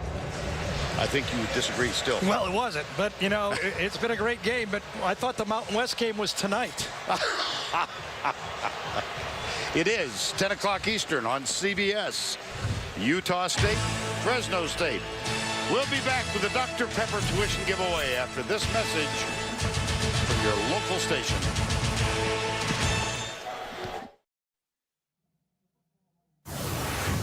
This is what it feels like. And now we'll throw it for the end zone. He's got Cubs. He's got it. Beckham leaping grab. Touchdown, Missouri. Marshall strolls in on top. Back draw. Hit it to 11 and yanked down. Ball free. Picked up by Gaines. Touchdown, Missouri. Mason again. Touchdown! Franklin looks, wants to throw. Missouri touchdown. And we welcome you back to the Georgia Dome, the SEC Championship, presented by Dr. Pepper. 28-27 in an almost non-understandable way in the first half. That's not a good word, but you get what I'm talking about. Well, be mixed up too, because all this stuff's going on. Let's go down to Tracy and get me out of this jam. She's live with Gary Pinkel. Well, thanks, Vern. Coach, a huge touchdown drive to end the half, but you've given up over almost 300 yards rushing in that first half. How do you get it corrected? Well, we're going to make a couple adjustments a little bit. We got to tackle better also. They've done a great job executing, and obviously, you know, we got to settle down a little bit on defense. And you know, it's a one-point game. We got to keep battling. You've made some bold calls in this first half. Do you think you have to coach that way because of the way Auburn is scoring? Well, they made a bold call in the onside kick. So these games, you're trying to win a championship. So you do make the calls, you think hopefully work. And guess what? If they work, they're a good call. Appreciate it. Thanks, Vern.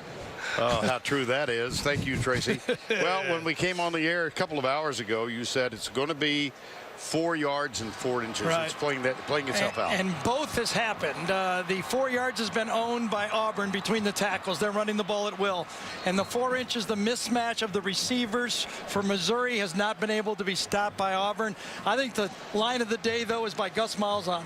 44 plays in the first half, and Tracy says, what do you got to do in the second half? Now, remember, he's only thrown 6 times. He says, we need to run the ball more. 6 passes. Yes, exactly. Marshall is 6 of 6, by the way. So he's had a perfect day throwing the ball. And yards rushing, look at this, Garrett. Well, and you can kind of understand it because that last drive, by Auburn. They threw 3 passes. They kind of came out of character. And they allowed Missouri to get one more opportunity, and it cost them 7 points. Here's Ricardo Lewis on the end around. Yeah, doing almost, just pick a guy, hand it to him, almost everything's working. How about trends in the first half? Well, I can almost guess what this is going to say. Trey Mason, Nick Marshall is doing what he has to do, but 6 for 6, and his coach said we can't throw that much. 6 for 6, that's too many. And of course, James Franklin did his job when he had to, and especially that last pass was a picture-perfect throw. Here is the kick to begin the third quarter, and it sails through the end zone. So again, touchback. And just Andrew again, Baggett one more time, after that personal foul against Missouri, that one that I was even questioning, that's the biggest stop of the game. Because you give up a touchdown there will not be enough time for Missouri. And look at Auburn gets the ball to start the second half. So you looked from behind the Missouri bench. E.J. Gaines was called for the personal foul, and this is another look at it. See, Marshall didn't think he was down, and E.J. Gaines goes, hey, this guy's pretty good. I think that's one where the officials just keep it in your pocket. First down 10 at the 25. 28, 27. This time they stopped Trey Mason. That was his 24th carry of the ball game. Matt Hoke, number 89, with the tackle. Second down 10.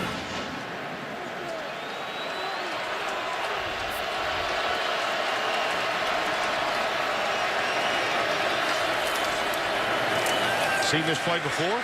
Yep. Braylon Webb makes a stop after a gain of 12. When I talked to Gus Malzahn and Rhett Lashley, the offensive coordinator, obviously the play caller, Gus Malzahn, as we look at this next hurry-up snap here. I asked him against Alabama, how many different plays did they run in the game? Different calls. I know different formations, but different plays. He said 80% of our running plays were 3 different plays. The zone read with the pulled guard, and the counter. 80% of the plays were just 3 plays. Saw that already. Trey Mason has set a championship game record. Here's Lewis again, and he's driven out of bounds. Donovan Bonner, number 8, and Trey Mason leading the way around the end.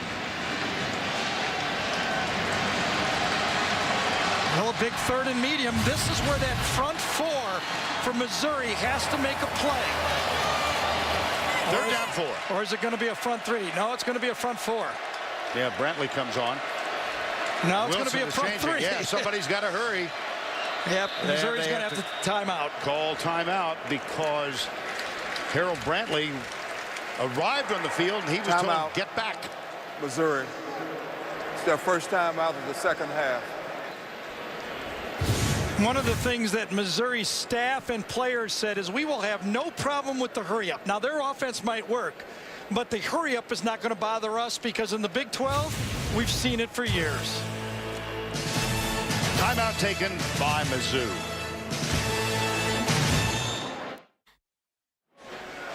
Third down 3. Offensive coordinator Rhett Lashley on the left. Gus Malzahn. They had a relationship when Lashley was a senior at Shiloh Christian and was his quarterback, Malzahn. Current BCS standings entering this week. Florida State, Ohio State, they both play later tonight. Auburn is currently 3rd, Alabama 4th, Missouri 5th. Oklahoma State a loser today in Bedlam. They lost to Oklahoma. And Baylor leading Texas. So could it be a chaotic night? Sure, it could be. Well, you know, I mean, nobody wants to hear this, but one breaking news for Alabama was Oklahoma State, because that would have been an argument against Alabama.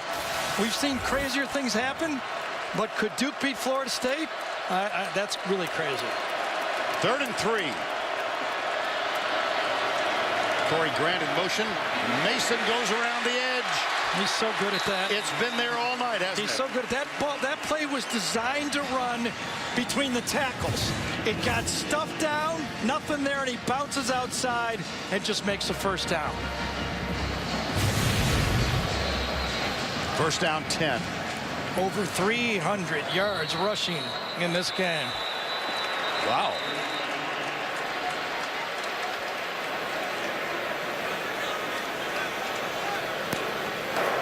Substitution infraction. 12 men in the formation on the offense. 5-yard penalty. Still first down.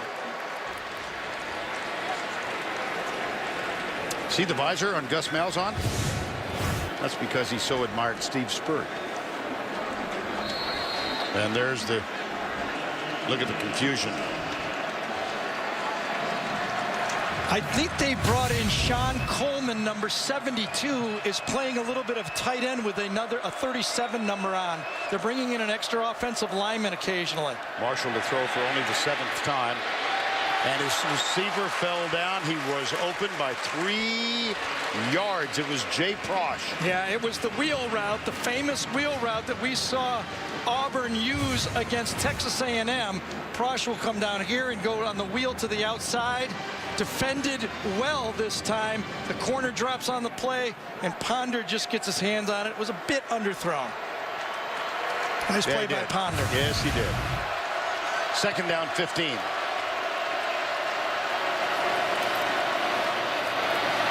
Mason slips. Boy, look at this. 1 5-yard penalty, and then Auburn tries a pass play, and now you got 2nd and 15, and they run a draw, and this is not what Auburn is set up to do. 3rd down, 15. They lead by 1, does Auburn. Sammy Coates. Yeah, and Ely's inside again. Tough matchup. Marshall comes back with the screen. Trey Mason has some blocks. Caught and dropped by E.J. Gaines. What a play.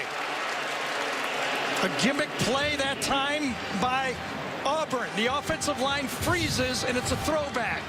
Gimmick play, throwback, and E.J. Gaines makes the play. He makes the play, or that would have been a first down. Stephen Clark. For the season, he has had 48 punts.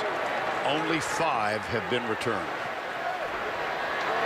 Marcus Murphy, number 6, is back, hoping to return this one.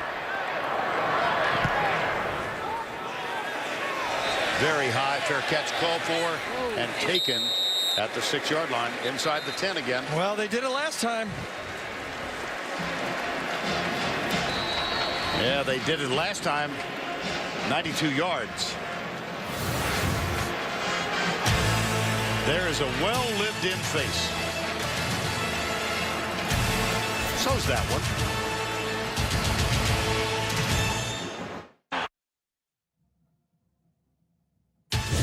The SEC Championship on CBS, presented by Dr. Pepper, is sponsored by Sonic, Cadillac, The Hobbit, Desolation of Smaug, and by Dr. Pepper 10. 28-27 here. Both teams with hopes of possibly jumping Ohio State. We saw chaos in 2007. Yeah, LSU, remember, had 2 losses coming into that SEC championship game.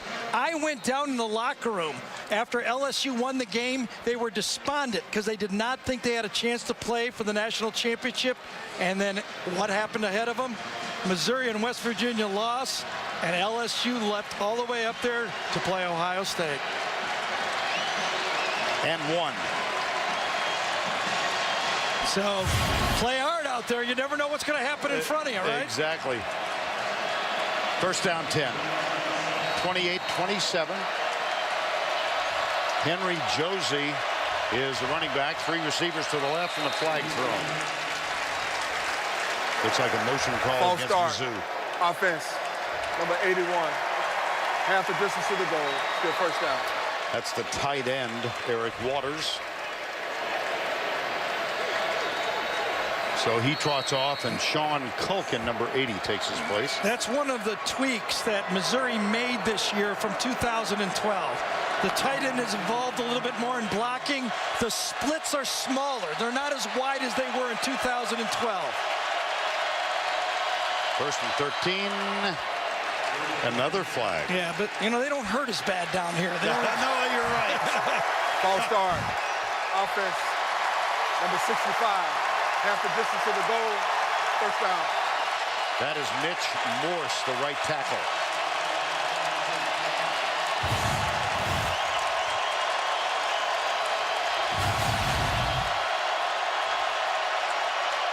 Franklin.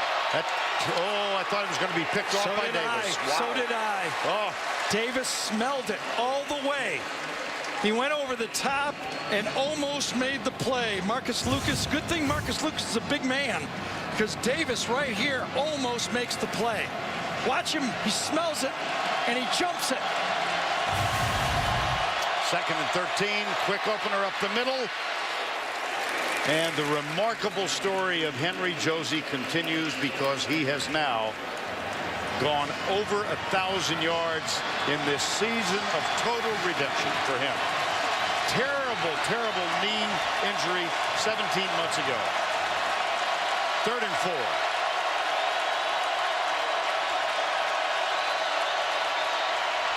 4. Inside. Penalty? It will be. Robinson Teresi on Jimmy Hunt. Teresi, let's see if he grabs him. Yes, his left arm grabs him. Pass interference. Defense, number 27. The ball is placed at the spot of the foul. Automatic first down. Again, I mean, those are big men. Hunt comes in many times and plays the second tight end for this Missouri team. So that quick slant is very tough for Teresi to get there. That replay didn't show the penalty, but it was a penalty. His left arm was on there.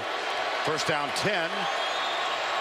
Now Franklin pressured, heaves it deep. Overthrown and incomplete, intended for LaDamian Washington.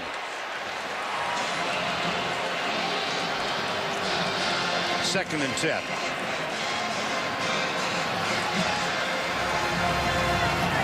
Franklin now 12 of 19 for 178 yards. Intercepted once. Well, let's see if D. Ford can make an impact here. He did it in the first half. He's been a little quiet here through the second quarter. He is number 30, left end. There's a change, and they're all coming. Franklin goes left. Incomplete, intended out on the wing for Marcus Murphy. 3rd and 10. Ellis Johnson is starting to dial up a few more blitzes. He doesn't feel, the defensive coordinator for Auburn doesn't feel comfortable sitting in the zone. He's getting mismatched, so he's trying to get the ball out of the quarterback's hands quicker. Long-time assistant coach in the SEC, spent a total of 8 years in 2 different stints at Alabama. 3rd and 10. They're coming again. Franklin gets rid of it. It's incomplete. Yeah, the rush got him again. I think Ellis Johnson has decided that maybe the only way to stop the passing game is to pressure the quarterback. He told me yesterday we may play more zone against these guys. But I think as he's watched the plays unfolded, he said, I got to get after the quarterback. Christian Brinzer is on to punt, number 92. Chris Davis is the deep man. He actually came with an all-out 7-man blitz that time. No help, just 4 guys covering. Brinzer. Ooh, close. Davis at the 38. Chris Davis Jr. 43-yard punt, a 14-yard return for Chris Davis. Franklin frustrated. Time call.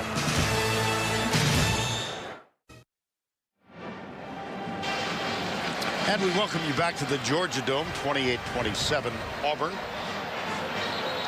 And they've got the football at midfield.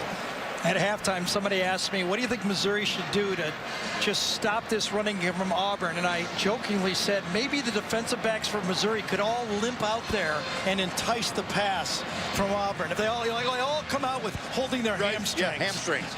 Oh, I got a hammy. Maybe they'll be tempted to throw the ball. Well, I doubt it.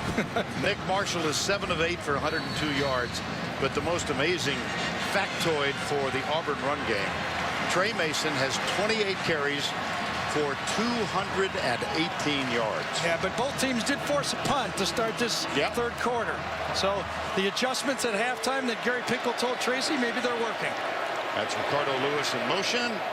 They go right up the middle again. Trey Mason. And that's that 4-yard territory. You know, one of the biggest plays. There was a lot of big plays in that Auburn-Alabama game, obviously. But remember, at the end of the second quarter, when Trey Mason, 21-7, Alabama led, Trey Mason gashed Alabama for 40 yards right up the middle. He gets it again, little stutter step as he motors over right guard ultimately. Brandon Full, still the only tight end that we've seen tonight. He wears number 11. By the way, the Missouri Tigers football team had trouble getting here yesterday. That's right, didn't even make it through the walkthrough. The terrible weather in the Midwest. And they were late. Mason again on 1st and 10. 9:35 to go, third quarter. One of the adjustments it looks like that Missouri has played, is doing in the third quarter after halftime, is moving their linebackers up in the gaps. Now, you know, Gus Malzahn's going to have an answer for that, and you're going to see that speed sweep and those bubble screens start to go. 3 wide right, 1 left on 2nd and 9. See how tight the linebackers are now. Yes, I do. Jay Frosch comes up. Mason fights for yardage. It'll be 3rd down. Matt Hoke, Harold Brentley, defensive tackles. In the first half, Missouri had their linebackers way out here so that it could flow. Now they've got them up in those gaps to try to force that running game wide and take their chances. Big one here. 3rd and 6. A 1-point Auburn lead, 8:40 to go in the 3rd. Now the pass rush for Missouri has to make an impact. They built this team behind Michael Sam, Shane Ray. Marcus Davis is on the field. Bottom of the screen. Here's Marshall, dropped, 4th down. Yeah, and it was not going to be a 1st down even if he caught it. 4th and 6. It was about a 2-yard pass, and it would not have been a 1st down even if caught. It'd be, what, a 53, 54-yard field goal right in that area? Parkey has missed 1 from 54. He had it long enough, though, before. Yes, he did. And he did hit a 56-yarder in warm-ups. So this one, 4th and 6. Parkey missed from 54 earlier. This officially is 52 yards. Season long was 47. That may change right now. Auburn's field goal from Parkey. I don't think that youngster cared.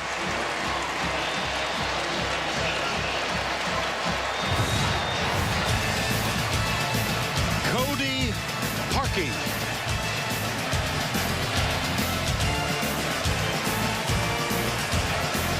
Nice. Gus Malzahn. Did he go boom? No, he didn't. I'm disappointed.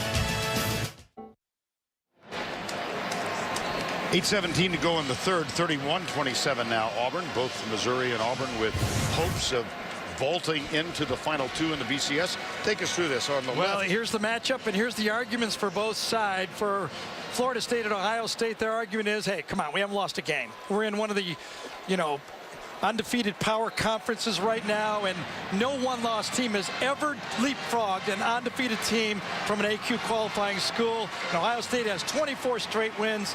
Florida State has dominated their schedule. For the SEC, their argument is, come on, you can't take this away from us. We've won 7 straight national championships. How can you vote us out?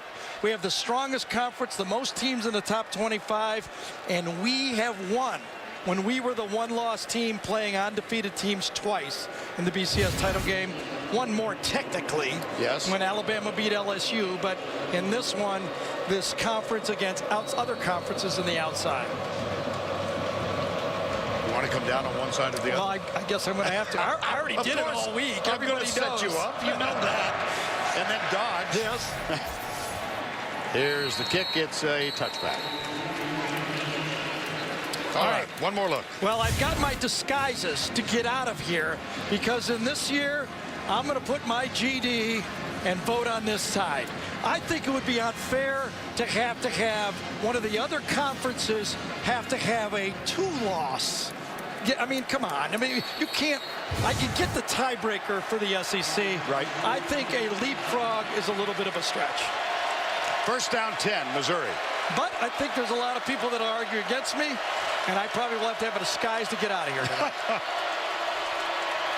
Here's the handoff.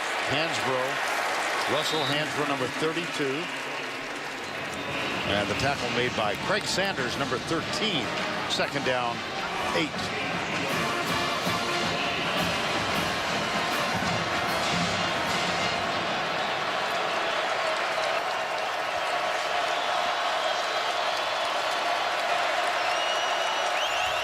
Five wides, empty backfield. Franklin comes up and changes the play. Dorial Green-Beckham, who had a big touchdown at the end of the first half, is wide to the left. Franklin rolls right. Puts it up in the air, almost intercepted. Jermaine Whitehead, who has 1 interception tonight, almost had number 2. Yeah, it was a good defensive play by the offensive receiver. I think it was 88 Jimmy Hunt that time that knocked down the ball. Or I think Whitehead would have caught this. Nice defensive play, and that's what you love as a quarterback. Bail me out. If I throw one, come on, play defense. Give us third and a chance to make a first down. Third down 8. Play action. Inside pattern is Dorial Green-Beckham. Watch out. He gets a block from Hansbrough, and finally is shoved out of bounds. How about that? One of the most devastating plays in college football is this wide receiver jailbreak screen. Watch how perfectly the ball is thrown. Beckham catches it in front of him in dead stride. And then he's got those long legs to get around the defense. What a great call from offensive coordinator Josh Henson. That was a 37-yard gain, 1st and 10 at the 36. Down by 4, Missouri. They coming at him again, aren't they? And he gets rid of it. That's LaDamian Washington, number 2. Josh Henson, longtime LSU assistant, came to the staff, and then with the resignation of David Yost, last year's play caller and offensive coordinator, Gary Pinkel elevated Josh Henson to call the plays. He's co-offensive line coach, and get this, he had never called plays before. Second down 9. Marcus Murphy is the running back. Here's Franklin. Goes left. Oh, wide open. What a play by Sasser. Bud Sasser, number 21. Boy, this Auburn secondary, I gotta say, if you're Missouri, you almost feel every time you run the ball, you're just giving your receivers a breather. Because can you get any more wide open than that? A total bust by Robinson Therese. Number 27. Another first down. Could have had a 5'8" receiver on that one. Speed rush, Marcus Murphy. Could be holding by Missouri on this play. No call. I think it was Marcus Lucas. End of the play on Therese. And he drives him into the ground. You really can't tell if Therese just kind of throws himself on the ground or if there's holding on the play. 2nd and 6. Jaleel Clark is now on the field, top of the screen. Franklin, no pressure. Wide open. There you are, touchdown Missouri. What a play call. They faked the wide receiver screen and slipped him out into the backfield. 10 yards, Marcus Murphy. What a play call by Mr. Henson, the offensive line coach. Rather placid, wasn't he, in his response to the TD. Yeah, that's because he was watching the guys block up front. He didn't even see it yet. What a call. He faked the wide receiver screen that was hit for that big first down play, and this time he slipped the running back into the end zone. Andrew Baggett with the extra point.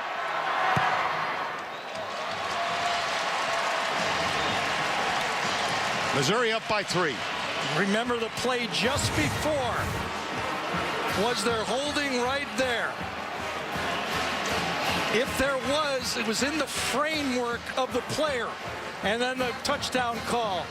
Murphy slides out this way, and they fake the wide receiver screen out by the wide receiver right here. Nice play, fake the screen, froze the defense, and Casanova McKenzie never moved. Franklin now 16 of 26, 247, 3 touchdowns. Let's go back to the studio for a Ford update. All right, Vern, thank you. We're going to Waco, and following Case McCoy's second interception, it's Baylor's Glasgow Martin, 18 yards for the score. The Bears lead 30-10 with under 4 minutes to go. They could be on their way to the Fiesta Bowl as Big 12 champs. Back to you. Adam, thank you. 34-31 here. The SEC championship on the line. And look at Baylor. What a job Art Briles has done since he moved into that spot as the head coach from Houston. How scary was it, if you're an Auburn fan, to watch that secondary not cover anybody on those plays? Back-to-back plays, wide open, Sasser and Murphy. No one covers the receiver. 5:35 to go in the third. Here's Baggett's kick. And nice catch by the Photog. Don't forget, later in the game, the play of the game, presented by Napa Auto Parts. We have a plethora of options. It's always fun to get that word into the broadcast. 34-31, 5:35 to go. Well, Dave Steckel may have made a few adjustments with that defense, because those Missouri guys, the last 3 drives that Auburn has had the ball, they've only got 3 points. Stopped them in the half, stopped them at the beginning of the third quarter, and then held them to a field goal. That's good defense against this offensive juggernaut for Auburn. Mason, the running back, has carried 32 times. Uh-oh, busted play. Marshall, sloppy tackle. Second guy gets him. Yeah, busted play between your 2 veterans. Nick Marshall, Trey Mason. One of them goes the wrong way. I'm not sure which one it was. Darvin Ruiz missed. Andrew Wilson made. Second down 5. Sammy Coates hurries over to the right side. He's going out. Yep. Substituted. Here's Prosh. Here comes the sweep left. Mason again. Wow. That 3-man line is just getting carved up. Just getting carved up. They went 4-man line the last play and really put those linebackers up. When they go to that 3-man line, they just get outside of it. That's a 19-yard gain for Trey Mason. I mean, there's no edge defender. I wonder if he's getting tired. Well, I'm getting tired. This is a matching of wills right now. You know, Auburn feels that when Missouri gets the football, they're not going to be able to stop that passing game. And Missouri is trying to figure out a way to stop the running game. What a matching contrast. And why not go back to Mason? That's going to be short of the first down. Marcus Golden, number 33. And Mason, look at him. I think he's asking. No. They're going to give him a rest. Yeah, they wants are. out. Yeah, he wanted out. Yep. He might have hurt his ankle. He got twisted a little bit there. Quan Bray comes on. He's limping off, no doubt. Cameron Artis Payne, number 44, is now the running back. We've got Fultz and Prosh in the backfield. Marshall has not had the big run in this game yet either. There's Corey Grant. Marshall, here we go. Race to the corner. He's knocked out of bounds at the 1. You knew it was coming.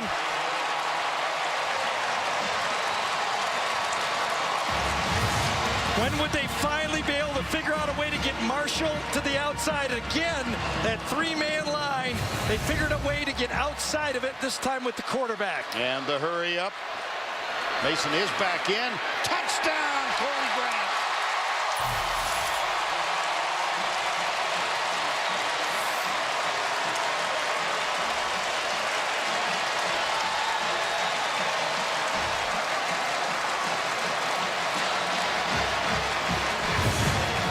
Well, you could feel this one coming. Marshall was going to keep one sooner or later, and then once you establish the outside, they just hammer him inside again. Cody Parkey for the extra point.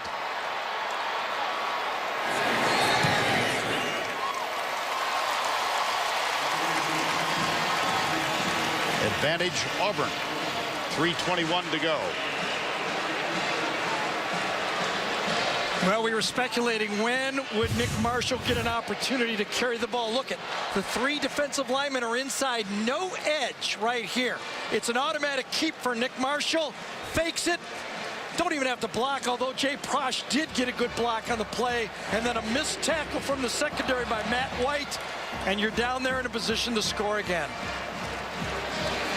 397 yards rushing, Vern. How about that? We're not even in the 4th quarter yet. I know it.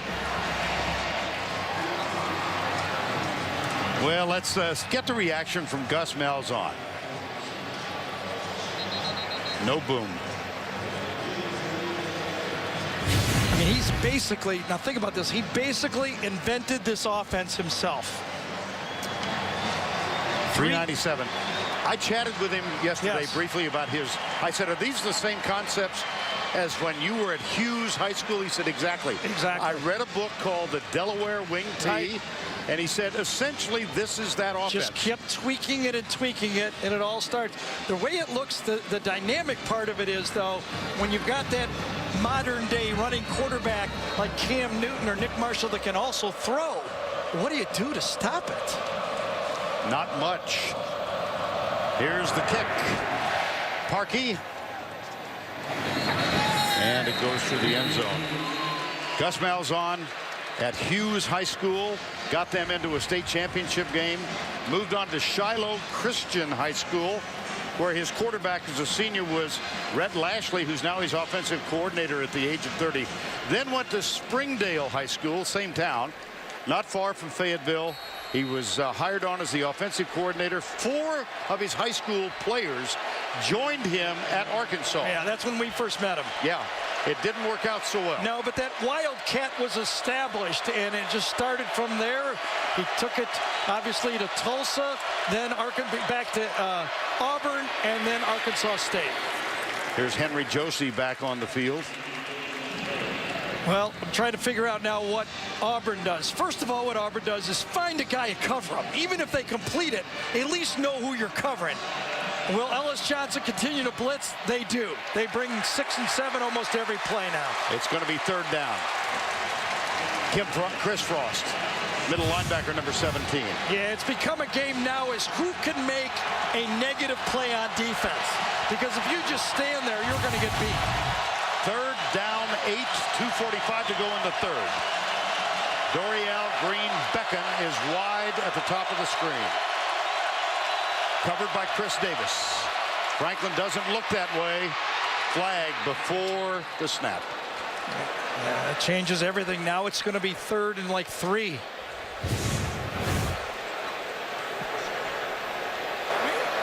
False start. Offense. Number 85. Whoa. 5-yard penalty. Still 3rd down. Whoa. You're crazy, Gary Pinky. Yeah, I did not see it. I actually wasn't looking for it, to tell you the truth. I was looking at the center's movement.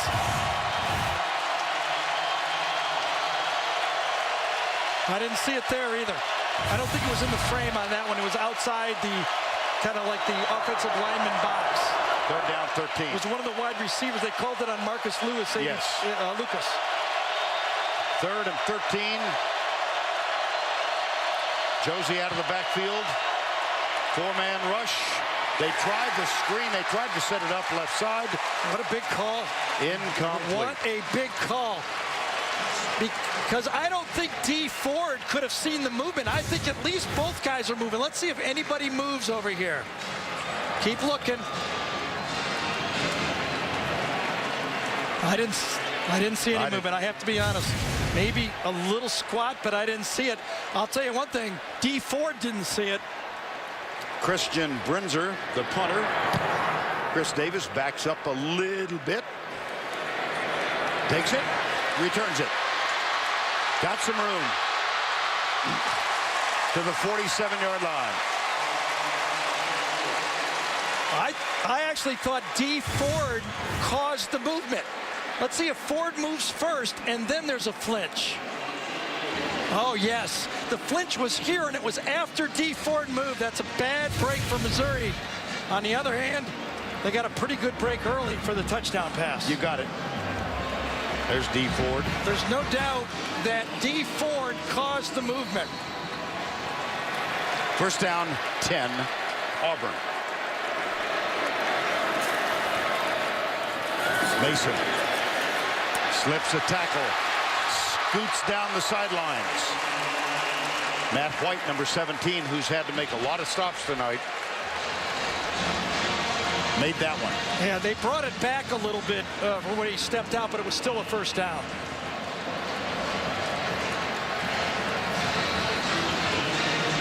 Mason now with 267 yards.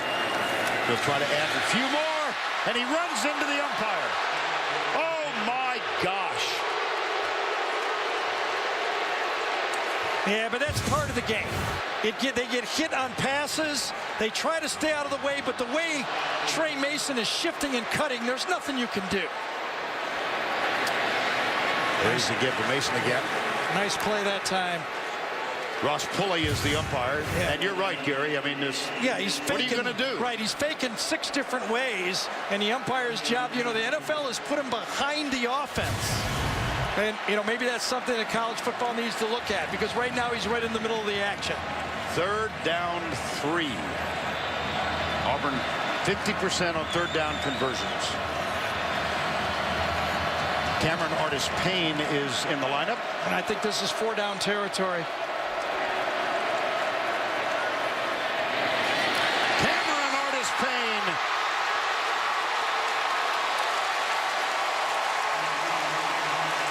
Hurry up, roll it. And they're going to run the same play, I'll tell you. Be ready. Now, Nick Marshall might keep it, but it'll be the same play. 18-yard gain. Same play. Cameron Artis-Payne. Wow! Touchdown, Auburn.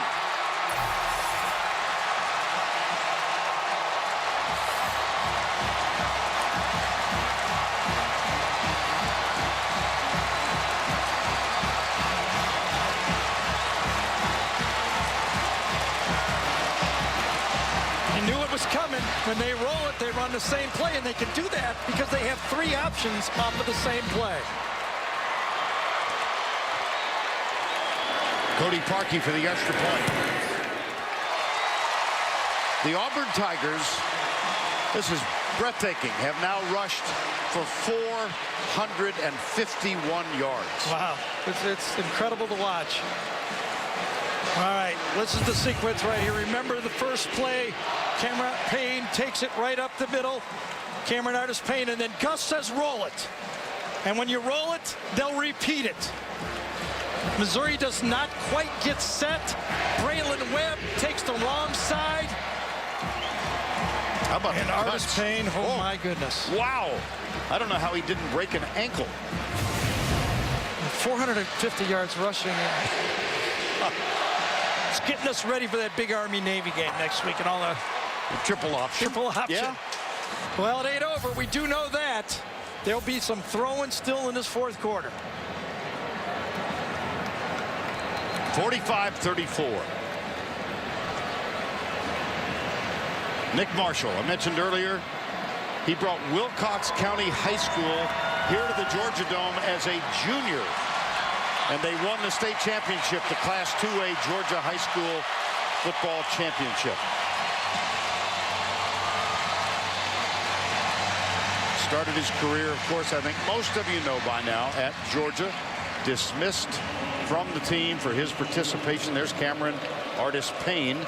He's another transfer. 45-34.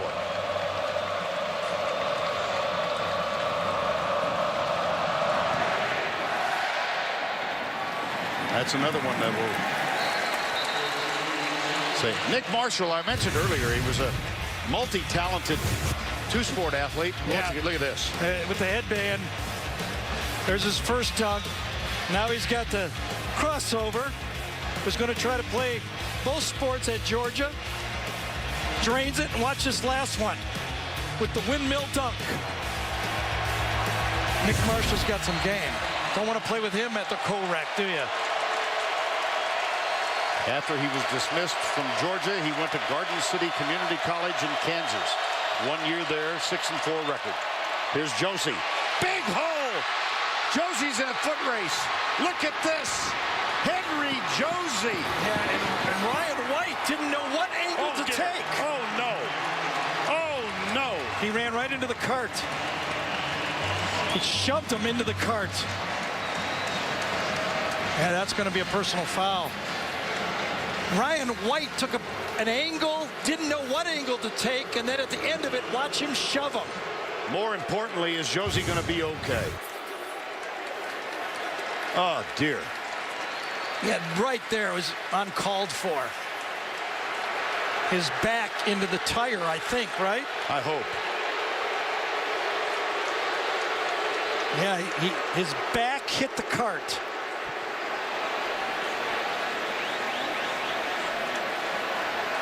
Ryan White was lined up at safety about 20 yards deep, and he took an angle that was After incredible. the play was over, personal foul, unnecessary roughness. Number 19 on the defense, half the distance to the goal, automatic first down. Watch, break the line of scrimmage. He's into the secondary. Now watch Ryan White just basically go, where do I go? I don't even know if I'm as fast as this guy. Takes the angle, saves the touchdown, but the first thing that happens, Henry Josie gets the face mask, and that's what upset Ryan White and shoved him in and out of bounds and into the cart. Tracy will be informing us as soon as she finds out what the diagnosis is. Marcus Murphy is in, comes wide right. Quarterback First and draw. goal, there you are. Franklin, touchdown, Missouri. Empty backfield on first down. It's almost guaranteed.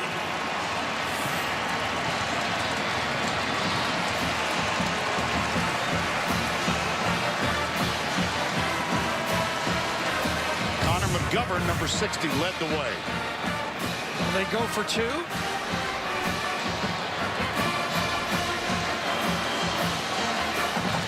Would make it a 3-point game. Well, let's see. Franklin, empty backfield, 45-40 with 9 seconds to go in the third. Tackle's eligible right here. Tackle's eligible. Quarterback draw. He's got it. James Franklin follows McGovern again. 45-42.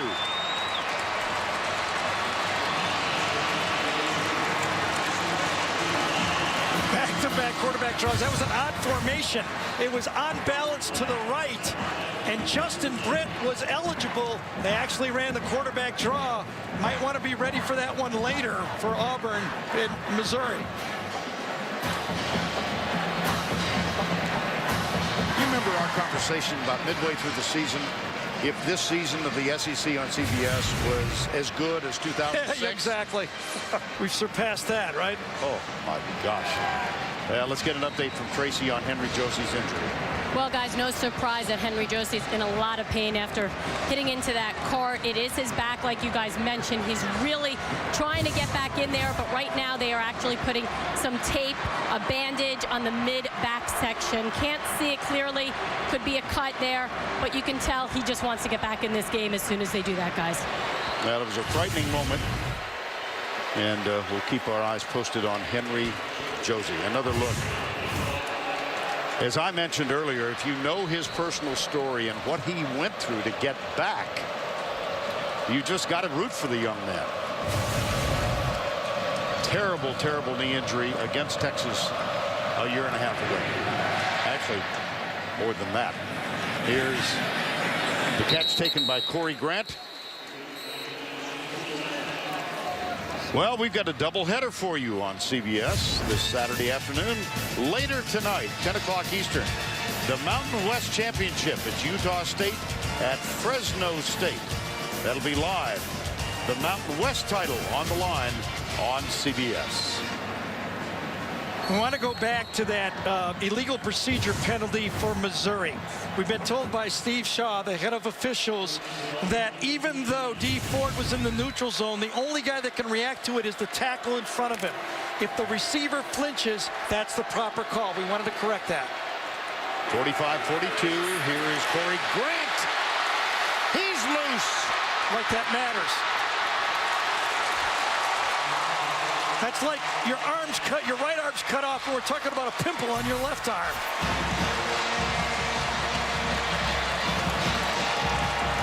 My goodness. Well, let's add to our rushing total. That was Corey Grant, 43 yards, and at the end of 3, the Auburn Tigers have rushed for 494 yards. That's the end of 3, 45-42. We'll return to the Georgia Dome right after this word from your local station.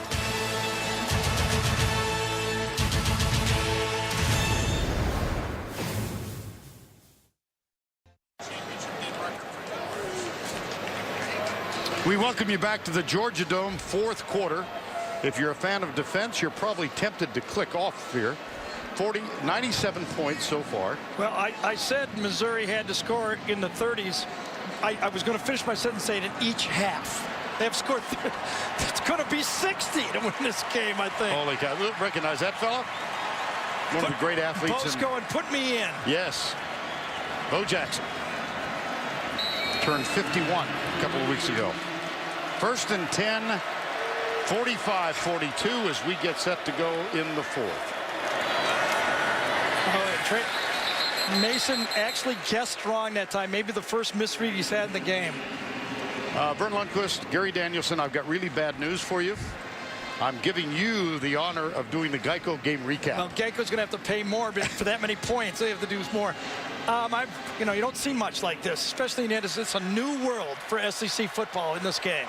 I mean, it used to be every first down mattered, every punt mattered. Now it's points, and you better gobble up yards. Up the middle, Nick Marshall to the 30-yard line. I mean, you almost have to say, as Auburn has surpassed the 500-yard rushing mark in this game, okay? If they don't get to 600, I don't know if they can win. Imagine saying that. If they don't rush for 600 yards, you lose. Well, here we go. 3rd down and 8 with a 3-point lead, opening seconds. And they hustle. This is going to go fairly quickly. Dismukes to center, snaps it back. They fake the screen. There we go. Trovon Reed, number 1. That was a little bit of tit for tat. Very similar to the play that was run before. That's a gain of 21. It was a gimmick formation by Auburn.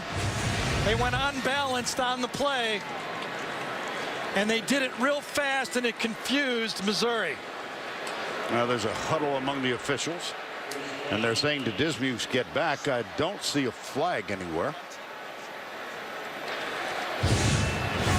See, this receiver right here, I'm not sure where it is covered up. So the other eligible receivers are here, here, here, here, and here. Those are the eligible guys. And it's an unbalanced formation. There's no foul on the play. First down. And you saw what Sammy Coates did. He didn't go downfield. He was the one who faked the pass. Right. But he wasn't even eligible to catch a pass. Very well disguised play by Gus Malzahn. That's a nice catch by you, by the way. Well, I don't know what to say. What else there to do? It's all offense.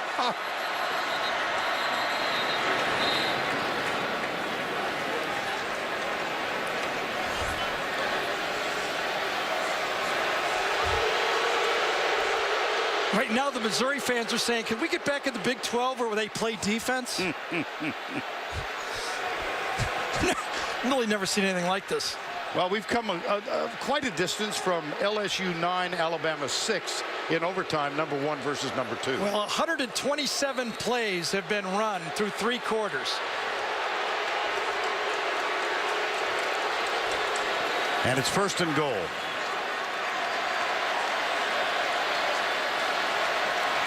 Mason is the running back. Marshall fakes it, goes left. Caught from behind and dragged down by Braylon Webb, number 9. So it was first and goal, and Nick Marshall keeps it. Coney Ely has a chance, and then cleaned up late by Braylon Webb. Coney Ely is just dashing into the backfield now. They don't know who has the ball, so get back there and make something happen. Second and goal. Corey Grant, number 20, is on the field. He gets it, goes up the middle, down inside the 2. It'll be third down. Yeah, flag on the play, though. I don't know if this formation was legal, to tell you the truth. Illegal formation on the offense. 5 players in the backfield. 5 yards from the previous spot. Still third down. Yeah, Quan Bray should have been up at the line of scrimmage, and he moved back, and that was the 5th guy. Quan Bray should have been up on the play. That would have been a legal formation. Since he's back, you already have 4 other guys.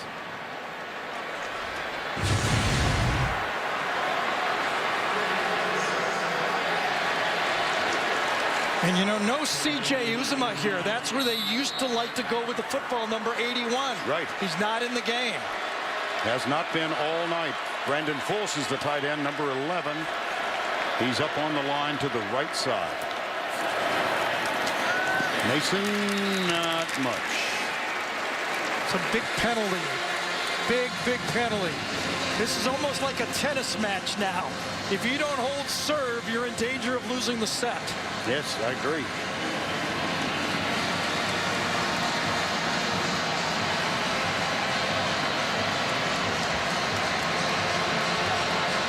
And just to reconfirm, now here he comes. First time we've seen him tonight. Uzomah. We've been calling him Uzomah and Uzomah all year, and he is on the field. Well, if I was Missouri, I'd cover him because he's their touchdown man. Play action. Marshall got it. Ricardo Lewis. Oh, no. Short. Now what? 4th and inches. Well, there's no way they kick a field goal here. No, I don't.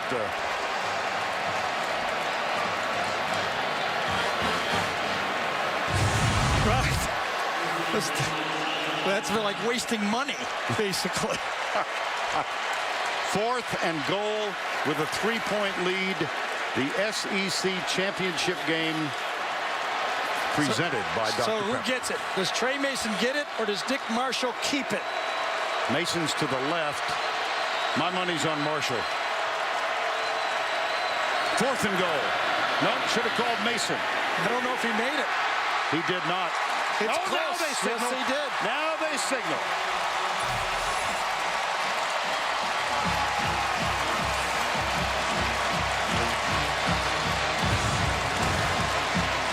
Just a straight dive play.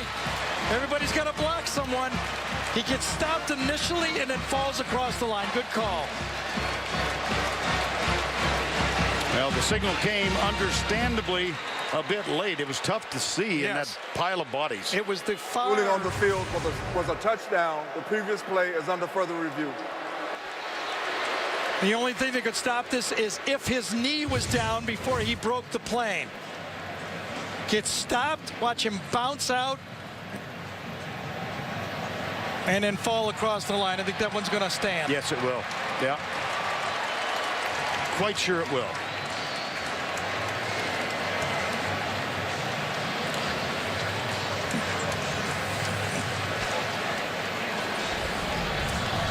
One more look. I don't think there's any issue with the knee, Gary. Nope, he was actually on the back of Dismukes. Dismukes, yes. Yeah. After review, the ruling on the field is confirmed. Touchdown.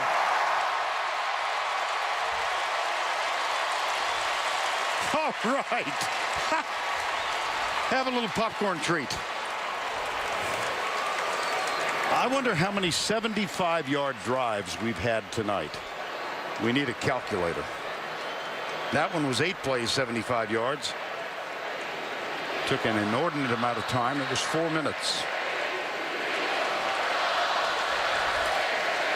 Cody Parkey for the extra point. Make this a 7-point game. Got it.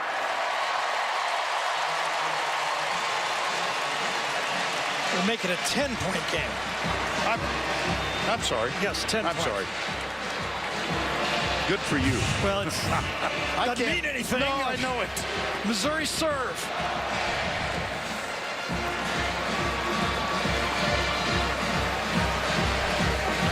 Oh, he does a Heisman. Right? Somewhere Desmond Howard is smiling. Hey, when you have 275 yards, you do what you want.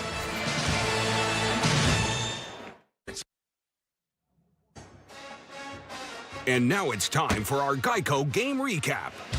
Gary Danielson having foregone the opportunity of doing this. Let's see if we can keep up. Here's Marshall. He had 2 touchdowns in the first half. Gaines, a fortuitous fumble recovery, 1 hop into E.J. Gaines' arms, dives for the Missouri score. Trey Mason, he had a pretty above average first half. There's 1 touchdown. He had a total of 2. Dorial Green Beckham in the first half. There's 1. And in the second half, Cody Parkey, career-long 52-yarder. And then here is Murphy in the end zone. Marcus Murphy got by the linebacker. And Cody Grant for a touchdown. That's from 2 yards out. Couple that with Cameron Artis-Payne. This was for 15 yards. James Franklin, the quarterback, bangs in for the score. And then just moments ago, Trey Mason for a touchdown to make it a 10-point margin, 52-42. Mason has now run for 275 yards. That's amazing. And check this out. Auburn has 633 yards in the game. Mizzou has 462. We have a total of 1,095 total yards. And we've still got most of the quarter to play.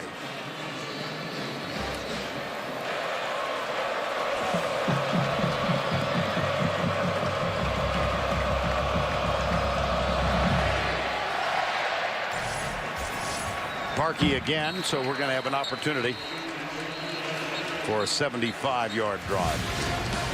Trey Mason.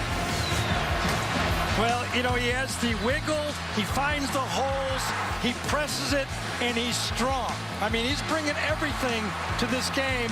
And if you add to that the confusion and deception in this offense, it's being impossible to stop for Missouri. You know, all the other defensive coordinators in the SEC that's faced this right now are going, well, we damn near stopped him cold. Franklin deep right side. That's up in the air and incomplete, intended for LaDainian Washington. Jonathan Mincy defending, number 6. Nice coverage by Mincy. That's where you have to be, on his outside shoulder. Go up as high as you can and make a play. 2nd down 10.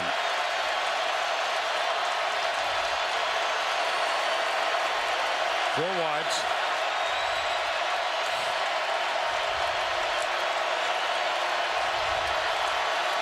Option pitch. Marcus Murphy. Oh, nice tackle. Yes, Boy, was it ever. Jerome Whitehead. He was the lane runner that time. That's the safety that has the pitch man. That's his assignment in assignment football. Murphy tries to cut inside and a one-hand tackle. 3rd down. 9 needed.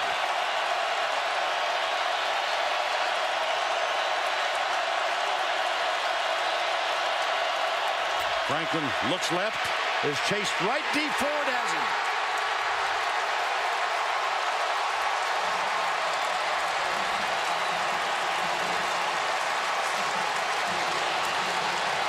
Finally, a 3rd and long for Auburn to turn loose those defensive ends for Auburn. He goes around the outside, pressure inside, flashes them out, and what a play by that front 4 for Auburn. You got to start smelling it right now if you're Gus Malzahn. One more touchdown, you can put this thing away. And there is a whistle before the snap. Looks like an offensive illegal motion call. False start on the offense. All 11 players were never set prior to the snap. 5-yard penalty, still 4th down.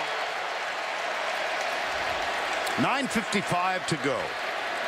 52-42 in this defensive gem. Another 4th down. Now Brinzer from the end zone. Chris Davis is back. Lets it bounce. It takes a sideways hop. And gets a little bit of a Missouri roll. That's a 49-yard punt. Nothing on the return. 9:35 remaining. Auburn by 10. D. Ford with the sack. And a smile.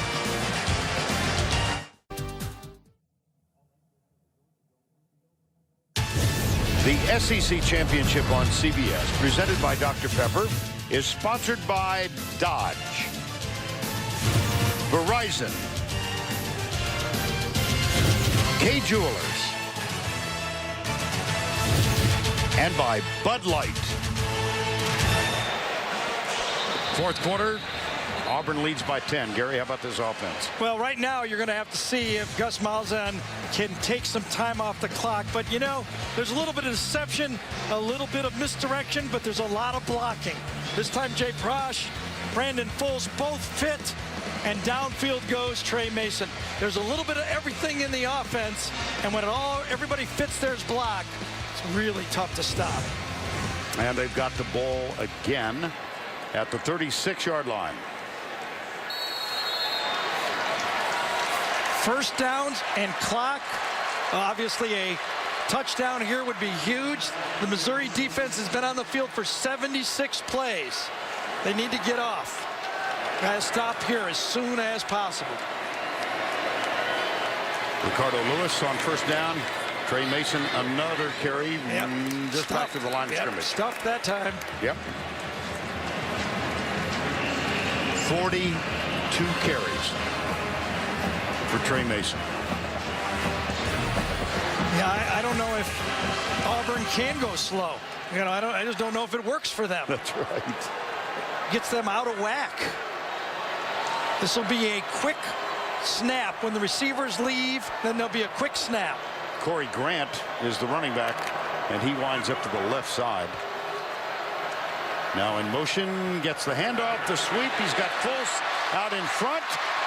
Number 11, a little one-man convoy, and the tackle made again by Matt White, number 17. Boy, this 3-man line has just been being gashed by the outside runs by Auburn. They've been bringing those 3 men inside. There's no force on the outside of that defense. Nobody's got the edge set, and they're just running to the outside of the defense. 8:41 remaining.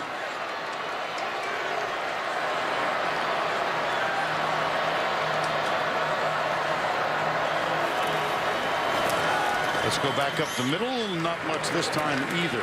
Trey Mason.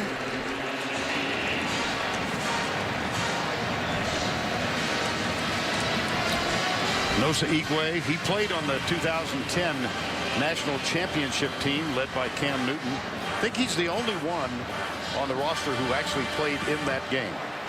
Young man from Mansfield, Texas. Number 94 on the bench. 2nd and 8. Marshall's got it. Ricardo Lewis was trying to fend off the blocker, but he didn't see Braylon Webb coming up from behind. So number 9 makes the stop.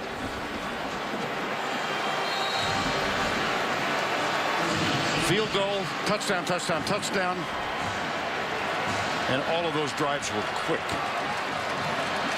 But a stop here is still a football game for as fast as Missouri can score throwing the football. 3rd down, 6. Remember the Georgia game at the end when they could not finish it for Auburn. Sweep again. Grant. And it stopped. Yes, it is. Donovan Bonner, number 8. Still plenty of time in this football game. Bonner makes back-to-back tackles. on Marshall, and then on Grant. Auburn will run the clock down and then punt after the 5-yard penalty. Still another 17 seconds to go on the play clock.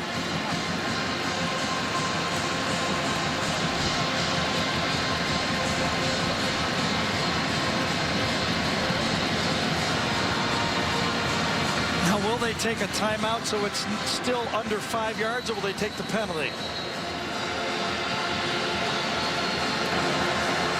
Delay of game. Offense, number 14.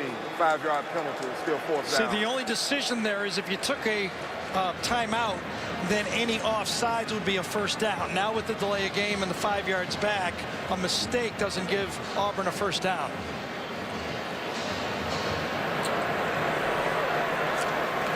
Stephen Clark on to punt.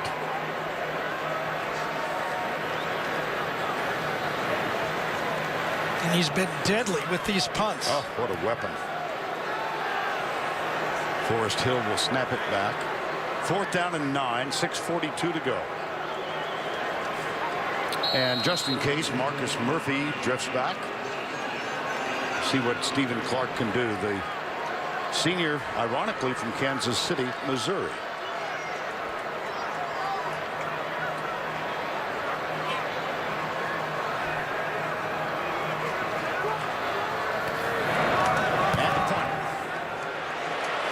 Another good one. Oh, his own teammate ran into it. Yep. His own teammate ran into him. It's down at the 3. It cost him about 6 or 7 yards. It was Morgan Stewart again. Unfortunately for him, last time we mentioned his name, he was touching an onside kick. That's right. It had cost him about 6 yards on the play. Missouri does have the ball, down by 10. Here's tonight's lineup on CBS. We'll begin the evening with Mike and Molly, followed by 48 Hours presents Nelson Mandela, Father of a Nation, and then from Fresno, the Mountain West Championship, Utah State at Fresno State. Missouri's got the ball, but they are deep in their own territory. Ball is actually marked at the 4. They're going for their first conference title. They shared one in '69. Last outright was 1960. There's the sweep to the right side, Hansbrough, which serves as a reminder that Henry Josie was pushed out of bounds and fell into the corner of a cart, suffered a back injury, and have not seen him since. No, we have not. You know, Ellis Johnson, I spoke with him yesterday, and he said if it gets into a passing situation, we feel we should be able to make the plays. Nice coverage from Jonathan Mincy, rather. The catch is complete. He anticipated the play, excuse me, Vern. But Ellis Johnson was telling me that if it gets into an all-out passing game, he expects his front 4 to win. There's Josie on the sidelines. 3rd and 5. 5:22 to go.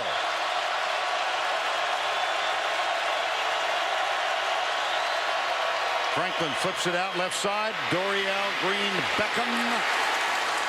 I don't know. Where's the spot? It's 4th down. Yes, it is. And you have to go for it, don't you? Yeah. Again, the jailbreak screen to the outside. This time, no blitz by Auburn, and they defend it. Chris Frost, number 17, made the tackle. 4th and 1. The play of choice has been, for Missouri in this situation, the speed option to the outside. Let's see if they run it again.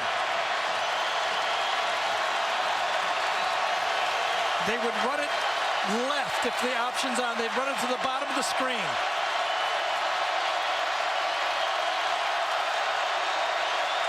They'll throw it. Inside, incomplete. Knocked away by Chris Davis. What a play. Chris Davis beat him to the spot. He beat Dorial Green Beckham to the spot and made the defensive play of the game. Bottom of the screen. He's playing down a distance. He's not backing up, and he aggressively went for the slant.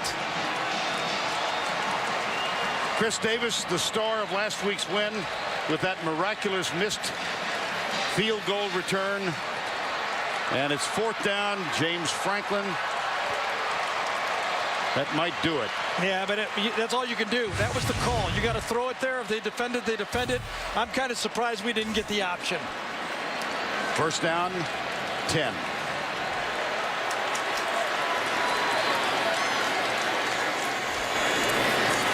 Mason, of course. Mason, of course.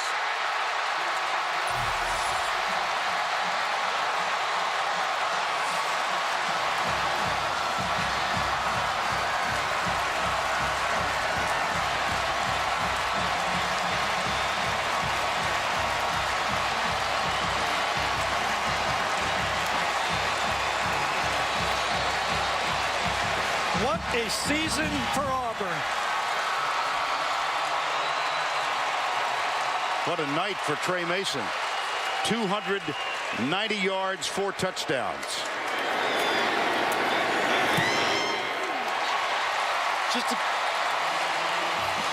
At this point in the game, the Missouri defense that has been out there for 82 plays, it now becomes arm tackling. One by Wilson, another one in the secondary by Gaines, and you're not going to arm tackle this running back. Runs right through Wilson, right through Whitehead, and right through Gaines. And Gus Malzahn. What a route he's taken to this spot. What a spot this guy has had. And Chris Davis.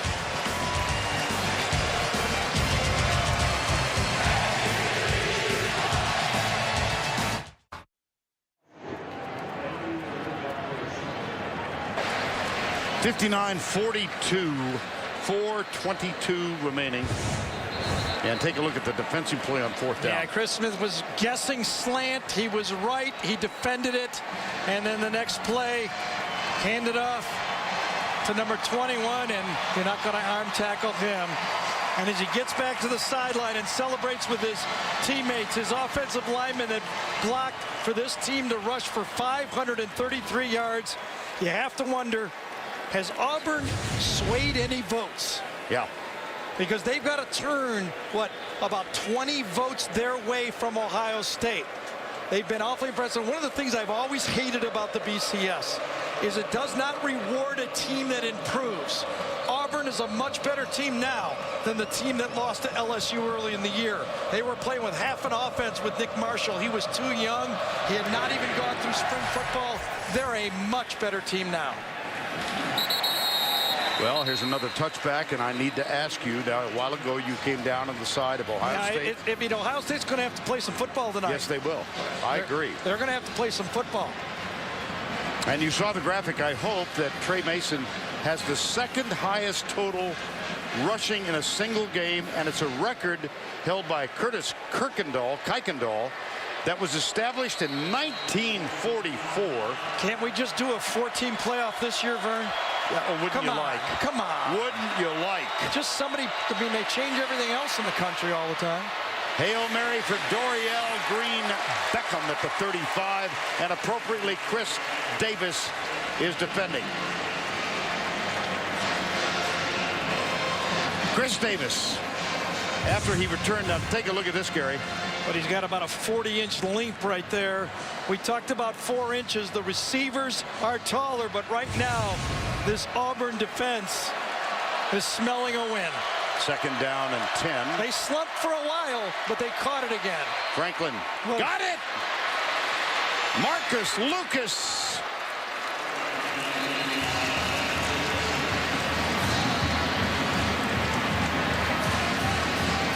Well, I will have to say this.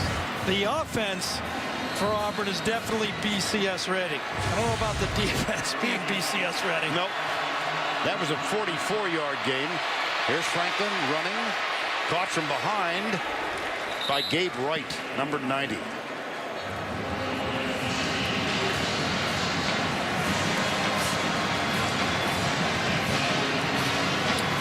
In 1996, Florida defeated Alabama 45-30 in this game.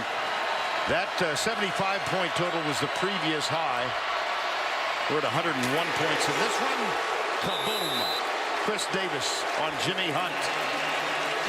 Vern Lundquist, Gary Danielson, Tracy Wolfson. This was 28-27 Auburn at the half. It got to be 45-42, and then Auburn has really continued its offensive explosion. And now Chris Davis, who ran into the history books last week with that missed field goal kick return. Here's Franklin, still running at the 10. I thought this would be a bigger part of the football game. Quarterback draws, quarterback counters. I thought Missouri needed to establish one more runner. Now, obviously, you know, should Missouri score here, we're going to see one onside kick. If they get it and drive again, we might see two. First and goal.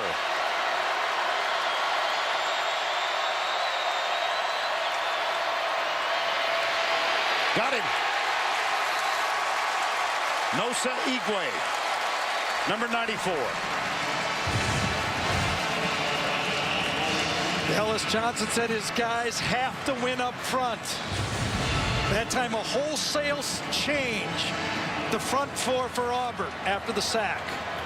2:35 to go.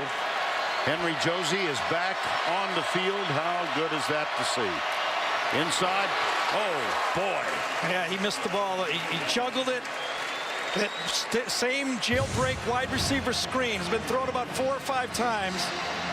This time slightly behind Doyle Green-Becker, and he did not come up with it. Third and goal. 17-point Auburn lead.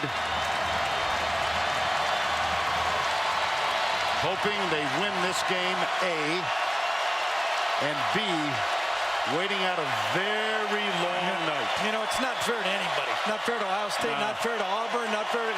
But Ohio State still has to play. Out of the backfield, Murphy still up. And finally taken down by Jonathan Mincy. 2:15 to go. Fourth and goal. Missouri in that chaotic year for the BCS, and good riddance, I think all of us say. Missouri needs 17 points here, Vern. You know, they could kick a field goal on 4th down here. Sure. They eschew the field goal, 4th and goal. Into the end zone, left, incomplete. Jonathan Mincy covering Dorial Green Beckham. And the celebration is going to begin.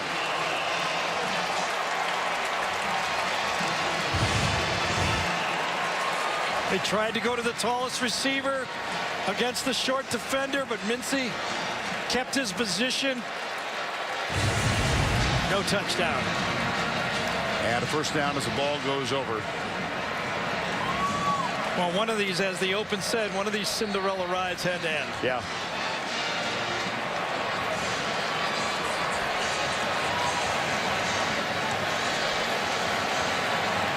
It's hard to believe what Auburn and actually Missouri too, but Auburn as the winner. I mean, they were losing 42-0 at halftime to Alabama just the last game of last year. Here's Mason. They're going to get him 300 yards. I would think so. He's got that. Make sure we know how many yards officially he's given on that carry. 6. He's at 296. He needs 4 more to go over 300. He has carried 45 times. That's an Auburn record. Cornell Cadillac Williams once carried it 45 yards.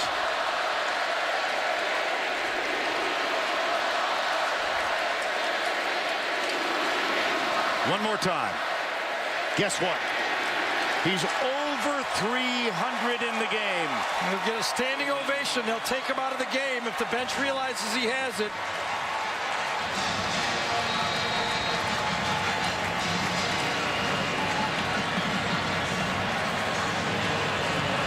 You know what, Gary? He's only 3 yards of the all-time record set in 44. Here's the replay of Trey Mason. I hope, just not to rub it in, obviously, but for his sake. They're going to take a knee. Yeah, they are. Yes, they are.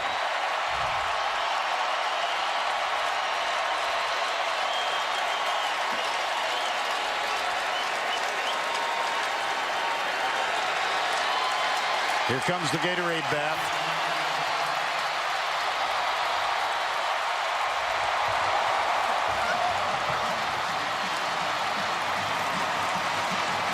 A splash for the celebration. How about Gus Malzahn, 2 SEC championships as offensive coordinator. In 2010, 56 points. Tonight, 59 points.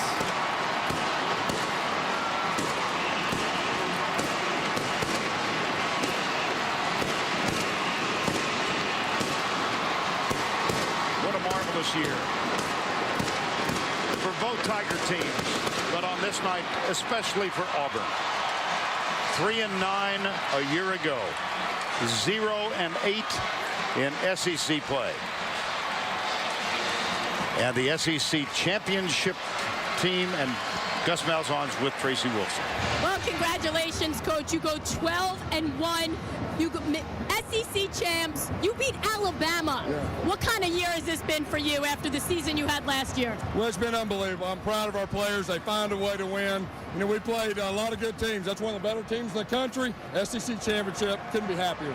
What about Trey Mason and the job him and the O-line did today? And here he is right now. Yeah, just proud of him. One of the best running backs in all of college football, and he proved it again today. I can't let you go without asking, no matter what happens tonight, do you think your team should play for the national championship? Well, I tell you what, we play in the best league in college football. I think we won the last 7. And you go through our schedule, you deserve it. Congratulations. Enjoy it. I have to talk to you, Trey. 4 touchdowns, over 300 yards. You made it look so easy. How'd you do it? My team. You know, I can't do it without them, but it was pure determination. I told myself I had to have the biggest game of my life today, and God blessed me with it. And you struck a little Heisman pose in the end zone. We saw it. Had to. You know, that's just a personal goal and dream of mine, and I want to reach that. Good luck. Congratulations. Thank you. Guys, back to you. All right, Tracy, thank you and congratulations to the Auburn Tigers as Nick Marshall spends a few moments with the television reporter. And now it's time for the Napa plays, plural, of the game. Here's Marshall. Mason straight ahead through defenders into the end zone. Touchdown, Auburn! At the Missouri 13-yard line. Straight ahead, Mason to the 10, breaks a tackle to the 5. He's in! You may put this one on ice. The voice of Rod Bramlett, Auburn play-by-play man, who had a couple of sensational calls in the last 2 Auburn games prior to tonight. Now the player of the game presented by Chick-fil-A. Trey Mason, 304 yards, only 4 yards away from setting the all-time Auburn rushing record, an average of 6.6, 4 touchdowns, and he carried the ball 46 times. Well, part of it you have to give credit to the system. Then you got to just look at that offensive line that just did a wonderful job. But I think Trey Mason would be a dynamic back in any offense.